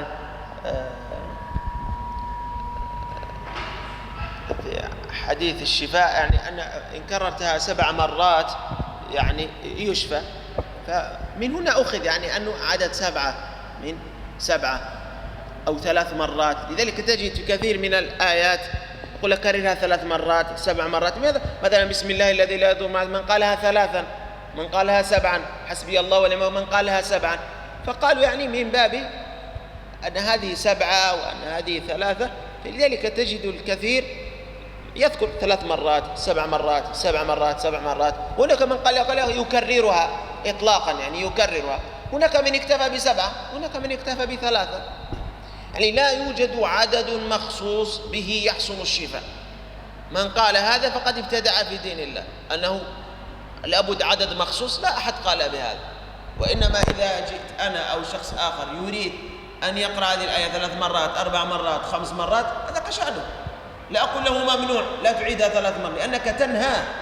كذلك النهي له دليل، ما في نهي أنه هل هو منهي على أن يكرر هذه الآية التي أو خص آية يقرأ بها وخصها، لا، يعني خص هذه الآية بالعلاج بالتداوي لأنه ثبت من تجربته أنه بهذه الآية هذه تجربة، يدخل في سبيل التجربة، لا حرج في هذا أبدا يعني. ولكن أن يعتقد أن هنا له خصوصية، هو يعني كأنه له بركة، يعني أن هذه الطريقة يسميها طريقة، لا هذه طريقة فلان ابن فلان الشافعي، هذا لا، هذا كله دجل وخرافة وشعوذة. فأن يتخير آيات معينة من كتاب الله عز وجل، الخلاصة التي أقولها في المسألة في التداوي والاستشفاء، لكل مسلم أراد أن يختار آيات معينة ثبت بالتجربة أنها تؤثر على المريض وتداويه ولو كان بعدد معين، لا حرج في هذا لأنه مبني على التجربة، لا حرج في هذا أبدا. Nah, ya kesimpulan yang beliau sampaikan tadi terakhir, yaitu ya, ketika orang ingin berobat dengan Al-Quran, menjadikan Al-Quran sebagai obat, ya selama di situ sudah ada pernah percobaan, misalnya fulan dahulu pernah sakit kemudian mencoba membaca beberapa ayat dari Al-Quran atau mungkin mengulang beberapa kali, kemudian percobaan itu memberikan efek yang bagus, ya maka itu tidak mengapa. Ya mungkin membaca 3 kali 7 kali, ya atau beberapa kali, selama itu menjadi percobaan dan memang itu memang ada dampak yang baik, ada hasilnya, maka itu tidak mengapa.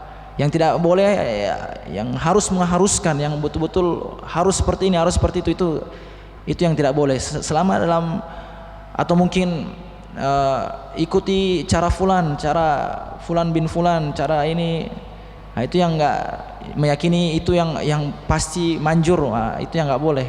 Akan tetapi kalau dia membaca beberapa ayat dari Al-Quran sebagai bentuk pengobatan, ya percobaan atau bahkan sudah teruji maksudnya, ya maka itu tidak mengapa. فالتداوي بالقرآن الكريم له أصول. أولا أن يستعمل الآيات القرآنية وجزيلا. Nah, ya jadi تداوي بالقرآن الكريم بالآيات القرآنية. Nah, jadi menjadikan Al-Quran sebagai obat itu ada beberapa unsur ya. Yang pertama, كيف بالقرآن الكريم، يقرأ القرآن الكريم إما قراءة أو استماعا. Yang pertama dengan membaca Al-Quran atau mendengarkan Al-Quran. مريض، أي مريض، ليس شرط سحر مسجد، لا لا، أي مريض، مريض تريد أن يتداوى بالقرآن أولا، أو لا أن يداوي نفسه، أن يقرأ هو بنفسه أو يقرأ عليه. Nah, siapa saja yang sakit kemudian ingin berobat dengan Al-Quran, hendaknya dia membaca Al-Quran tersebut dengan dirinya sendiri, atau tidak, kalau tidak mampu dibacakan dengan orang lain. اقرأ عليه بما شئت. Nah, yang dibaca pun ya terserah ya, tidak بما شئت. yang memudahkan untuk dibaca. جاءك شخص قال لك لا اقرأ عليه سورة الدخان وسورة ياسين وهذه سورة البقرة، اقرأ لا بأس، قرآن، أنت تتداوى بالقرآن، لم تخالف شرعا. Nah, misalnya ada yang datang baca surat Ad-Dukhan atau surat Al-Baqarah atau surat yang lain, ya tidak apa-apa dibacakan, ya selama itu masih dalam Al-Quran. طيب قال لك اقرأها يا أخي 3 مرات، تقول يا أخي لا لابد 3، يقول لك لا ليس لابد، يعني أحسن 3 يعني. هذا لا بأس. وإذا قال لك لا 3، إذا 2 لا مشكلة. هذا لا، إياك تقرأ 4، 3 لا تزيد، هذا لا يا أخي، هذا لا. وإن قال لك يعني 3 7 كذا هذه الآية اقرأ، لو سألك قال لك كيف، قال لك يعني أخذتها من شيخ يعني يعالج ما شاء الله ارتاح المرضى، هذا لا حرج فيه إن شاء الله، لأنه لا يعتقد خصوصية في العادات، يعني من باب التجربة، طريقة، هذه وسيلة استعملها فأثبتت بالتجربة أنها نفعت المرضى، فهو استعملها من بناء التجربة، ليس هو فقط جربها من قبله ومن قبله، لأنه نفس المرض نفس كذا، فخلاص هذه وسيلة من الوسائل المشروعة، ما فيها شرك، ما فيها شعوذة، ما فيها دجل والعياذ بالله، فقط يقرأ قرآن فقط. أما أن يأتي بألفاظ مخصوصة وليست من السنة وليست من القرآن، وهذه شعوذة وجدل، فانتبهوا لهذا، يعني هناك من يخلط بين هذا وهذا. Nah ya, selama tadi masih dalam Al-Quran, dan kemudian misalnya tadi ada orang datang baca 3 kali, kemudian ketika disuruh baca 3 kali, orang yang sakit bertanya harus 3 kali? Ya bukan harus 3 kali, yang penting baca saja 3 kali. Ya selama tidak diharuskan, selama tidak bilang oh kalau bukan 3 kali kamu nanti kayak gini seperti ini. Kalau harus 3 kali, nggak boleh 2 kali atau tidak boleh lebih. Ya selama tidak mengharuskan, ya tidak mengapa. Ya. مثلا قد يأتي شخص ويشتكي مثلا من ألم في رأسه كذا كذا كذا، نقول له مثلا اقرأ الفاتحة 7 مرات، أول سورة البقرة 7 مرات، آية الكرسي 7 مرات، وأواخر سورة البقرة مثلا 7 مرات، سورة الكافرون 7 مرات، والفلق إخلاص والفلق والناس 7 مرات، واشرب الماء، اقرأها في إناء ماء أو واغسل بها 3 مرات. هذه أنه ثبت بالتجربة العلماء، ليس فقط الدجال، يعني ناس مختصون، يعني ثبت بالتجربة أن لهذه الطريقة أثرا في علاج مثلا صداع رأس أو نزول حمى، ثبت بالتجربة، لا حرج في هذا إن شاء الله. Nah misalnya ada yang orang sakit kepala atau mungkin demam, ya kita sampaikan baca misalnya surat Al-Fatihah 7 kali, berapa ayat kursi 7 kali, akhir surat Al-Baqarah 7 kali, Al-Falaq, An-Nas, Al-Ikhlas 7 kali, ya. Dengan jumlah-jumlah seperti itu, yaitu sudah ada percobaan sebelumnya, maka tidak mengapa. Bahkan ulama-ulama pernah mencoba, ya dibacakan di dalam air, kemudian air yang diminum atau mungkin diusap di seluruh badan 3 kali. Ya hal seperti itu yang sudah pernah ada percobaannya, maka tidak mengapa. Ya. Mengapa tidak mengapa? الشيء الذي يرد أن تلزم غيرك بطريقة معينة لا يجوز العدول عنها، هنا أختلف معك، أقول لك لابد هذه الطريقة، غيرها لا، أو هذه هي طريقة أهل السنة والجماعة، وهذه هي طريقة السنية، وهذه طريقة الرسول، وهذه طريقة كذا. هنا لا، هنا أنت تكذب، هنا لا. فنفرق بين هذا وهذا. لو يأتيك شخص يقول لك لا هذه الطريقة السليمة وهذه الطريقة كذا وهذه أروع طريقة، هذا دجال، هذا كذاب، هذا تاجر والعياذ بالله، هذا ليس يداوي، هذا تاجر يريد أن يروج سلعته فليتنبه لمثل هذا. Nah, yang tidak boleh itu mengharuskan seorang atau mengkultuskan suatu cara, ya. Harus seperti ini, ya. Harus seperti ini. Misalnya yang mengharuskan orang itu yang tidak boleh. Akan tapi memberikan masukan, ya, memberikan percobaan itu yang apa. Tapi mengharuskan harus seperti ini, ya. Inilah cara yang paling benar, inilah yang sesuai sunnah, ini yang paling manjur. Mengharuskan itu yang nggak boleh. خلاصة المسألة خلاصة الكلام أن الذي يريد أن يتداوى بالقرآن الكريم له أن يقرأ ما يشاء من القرآن، يختار ما تشاء واقرأ على حسب ما تشاء كما وكيفا، أنت حر يا أخي. Nah, kesimpulan yang boleh sampaikan, siapa saja yang ingin berobat dengan Al-Quran, ya maka bacalah yang mana dia mudah untuk dibaca, ya. Yang paling mudah untuknya berapa kali pun yang dibaca, kemudian surat apapun, ayat apapun yang dibaca selama Al-Quran dibaca, silakan dibaca. بس نبدأ التحسين. Nah, mungkin kita masuk ke أين وصلنا التحسين أيها الإخوة؟ سورة أين وصل؟ sudah sampai surat mana tahsinnya? Di pertemuan sebelumnya? سورة المسد لا؟ Surat Al-Masad. أين وصل؟ سورة المسد. أعوذ بالله من الشيطان الرجيم.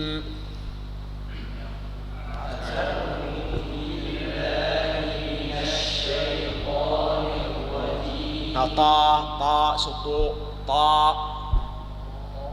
نعم.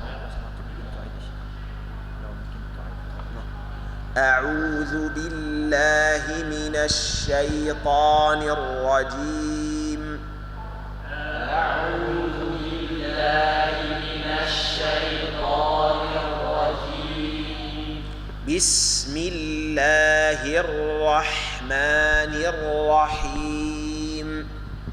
بسم الله الرحمن الرحيم.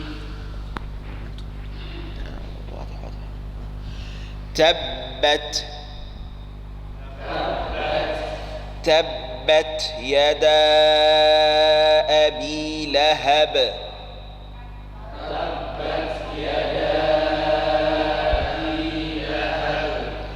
أبي لهب. يدا أبي لهب وتب.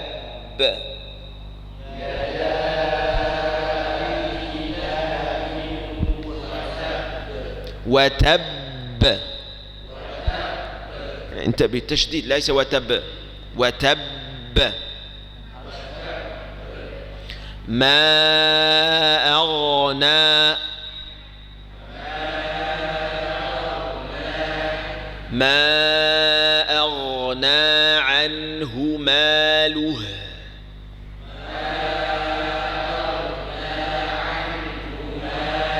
ارفعوا الصوت شوي، ارفعوا الصوت شوي. ما أغنى عنه ماله وما كسب.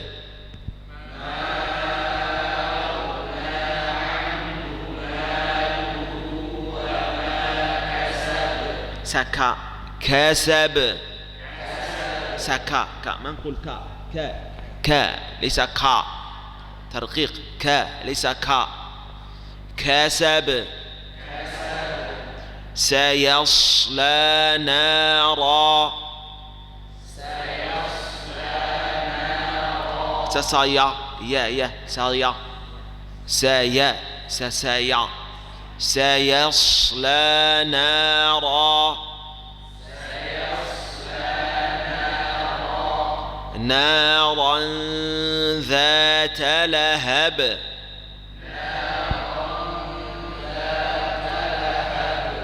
وامرأته حمالة الحطب.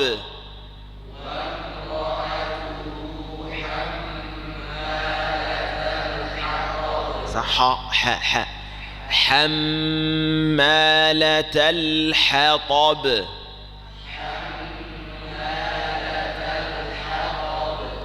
في جيدها في جيدها حبل حبل ليس حبل حبل حبل من مسد من مسد بسم الله الرحمن الرحيم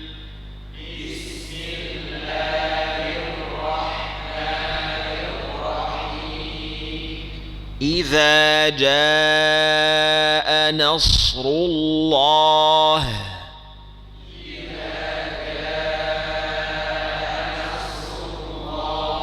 نصر الله ليس نصر الله نصر الله والفتح والفتح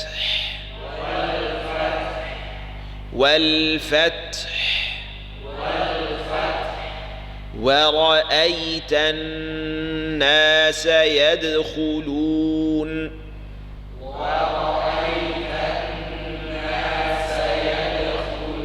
نقول و ليس ورأيت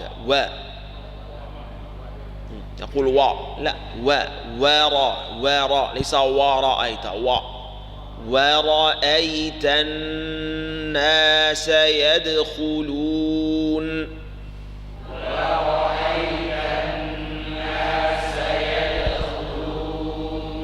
يدخلون في دين الله أفواجا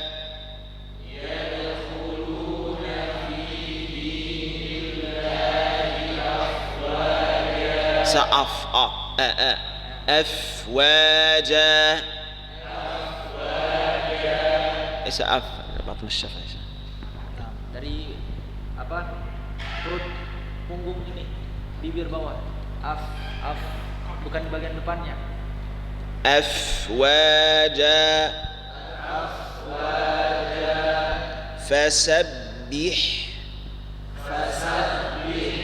فسبح بحمد ربك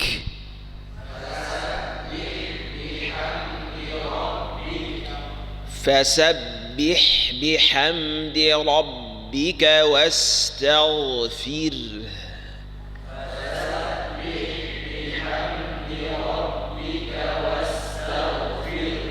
واستغفره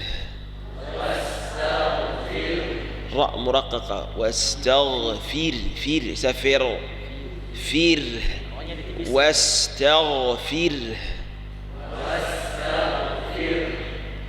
إنه كان توابا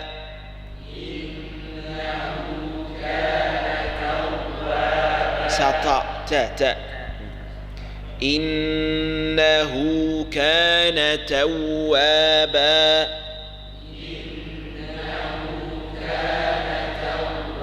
سكان ك إنه كان توابا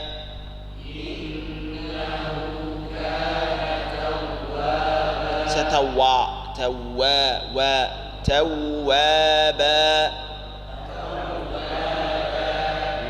أعيدوا للمسد ونصر يعيدون وأنا أصحح silakan diulang nanti dibenarkan sama استعاذة يعيدون dari ta'awudz tadi yang sudah dibaca diulang nanti نعم تفضل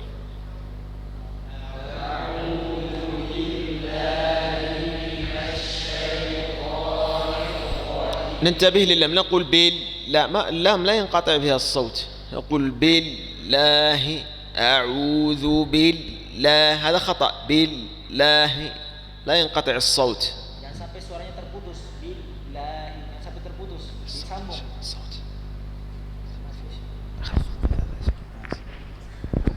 jangan sampai suaranya terputus bukan billahi, tapi disambung billahi. Billahi. A'udzu billahi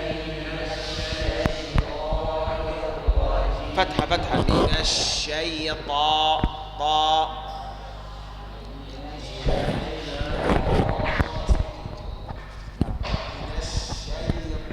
سطو طاء افتح افتح طاء طاء dibuka lagi rahangnya dibuka.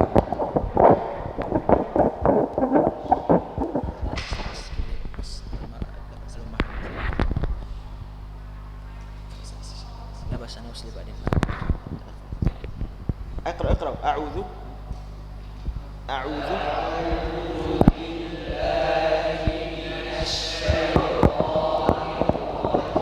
سطو طاء طاء سطو فتحة طاء طاء طاء سطو طاء فتحة فتحة طاء با تاء طاء سطو طاء ما فتحت الفك طاء طاء طاء ما يشتغل يا شيخ ولا يشتغل يا شيخ لا لا لا, لا خذ يا شيخ اسمع يا شيخ اسمع نعم نعم اقرأ نعم أعوذ أعوذ بالله من الشيطان الرجيم في بيوت أذن الله أن ترفع. Silakan diangkat suaranya, dibesarkan lagi suaranya, diangkat. Nah, A'udzu billahi minasy syaithanir rajim. Nah, yang pakai masker dibuka saja maskernya. Nah, agar dilihat bibirnya. Nah, A'udzu billahi minasy syaithanir rajim. Bismillahirrahmanirrahim. أنا أقول الرحمن الرحيم الرحمن ليس الرحمن Nah, bukan, jangan dipanjangkan, hanya 2 harokat saja. Ar-Rahmani, bukan Ar-Rahmani. Ya, 2 harokat saja. Bismillahirrahmanirrahim. الراء لا تستعمل الشفق لا تقول بسم الله الرحمن واو بسم الله الرحمن وا هذه وا تقول بسم الله الرحمن الرحيم وا هذه واو ليس راء لا تستعمل الشفق في الراء. Huruf ra juga tidak menggunakan bibir ya, bibirnya tidak perlu dimonyongkan. Ya, tidak ada hubungannya dengan bibir. Ya, kalau karena bibirnya monyong seakan-akan baca huruf waw ya. Bismillahirrahmanirrahim. Bismillahirrahmanirrahim. Nah. Bismillahirrahmanirrahim. Tabbat yada. Tabbat yada abi lahabin wa tab. Lahabin غنة ليس هابيو بيو ما في غنة لها بيو ما في غنة لها بيو ما في غنة خطأ لها بيو وتب لها بيو لا لها بيو أو غنة. Naam, ya harus pakai gunnah ya, bukan lahabiyu, itu enggak ada gunnahnya, harus pakai gunnah. Lahabiyu, lahabiyu, harus pakai gunnah. Bukan lahabiyu, itu enggak ada gunnahnya. Tapi harus pakai gunnah.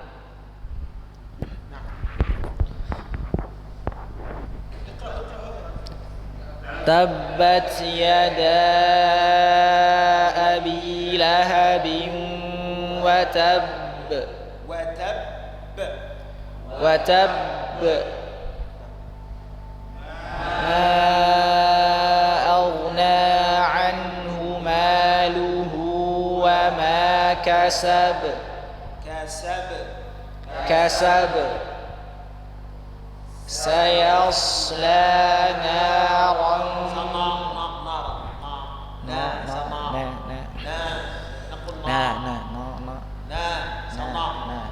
nah nunnya ditipiskan bukan na tipis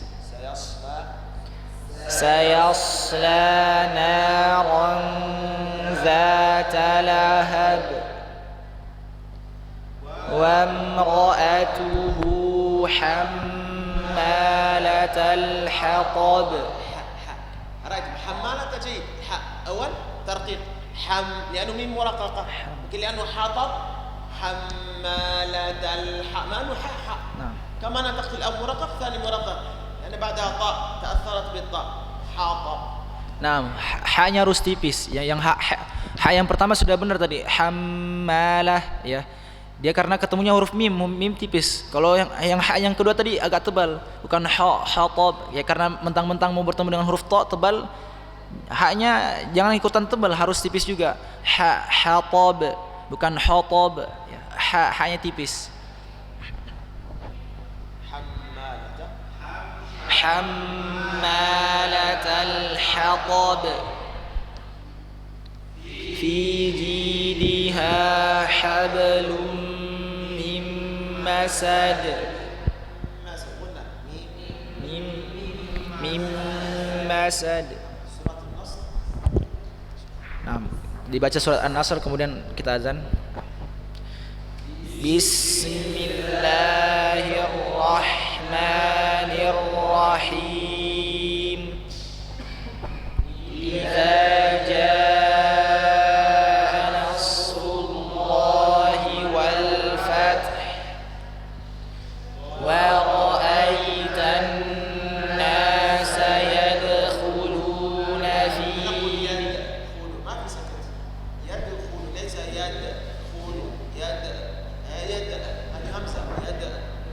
Nah, jangan diputus, tidak ada sakta di situ, bukan yadkhulun tapi disambung yadkhulun. Idza jaa nasrullahi wal fath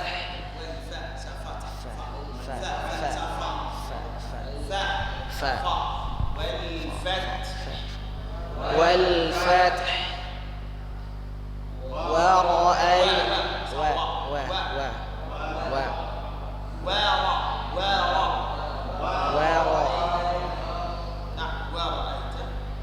ورأيت الناس يدخلون في دين الله أفواجا.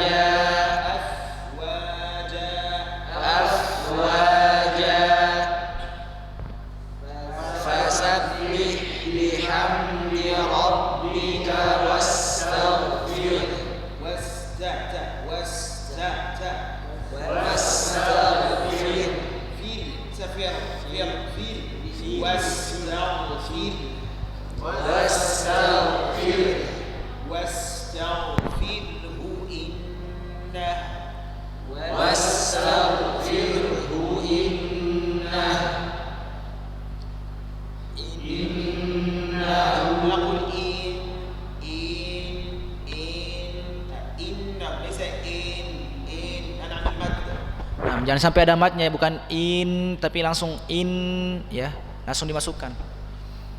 Innahu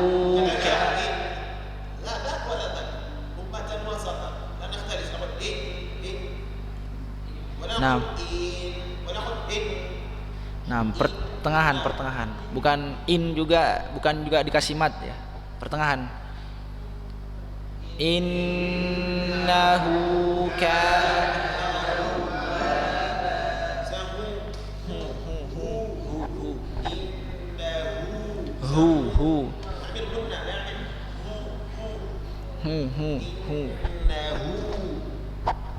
Innahu kana tawwaba. نقول تاو ولا ينقطع بها الصوت نقول تاو ولا ينقطع بها الصوت Nah, waw juga. تاو لا توابا تواب نقول توابا أو الصوت لا ينقطع في الواو. Nah, suara juga jangan sampai terputus tuh pada huruf waw ya, bukan tawwaba tapi disambung tawwaba ya. إنه كان توابا. Innahu kana tawwaba.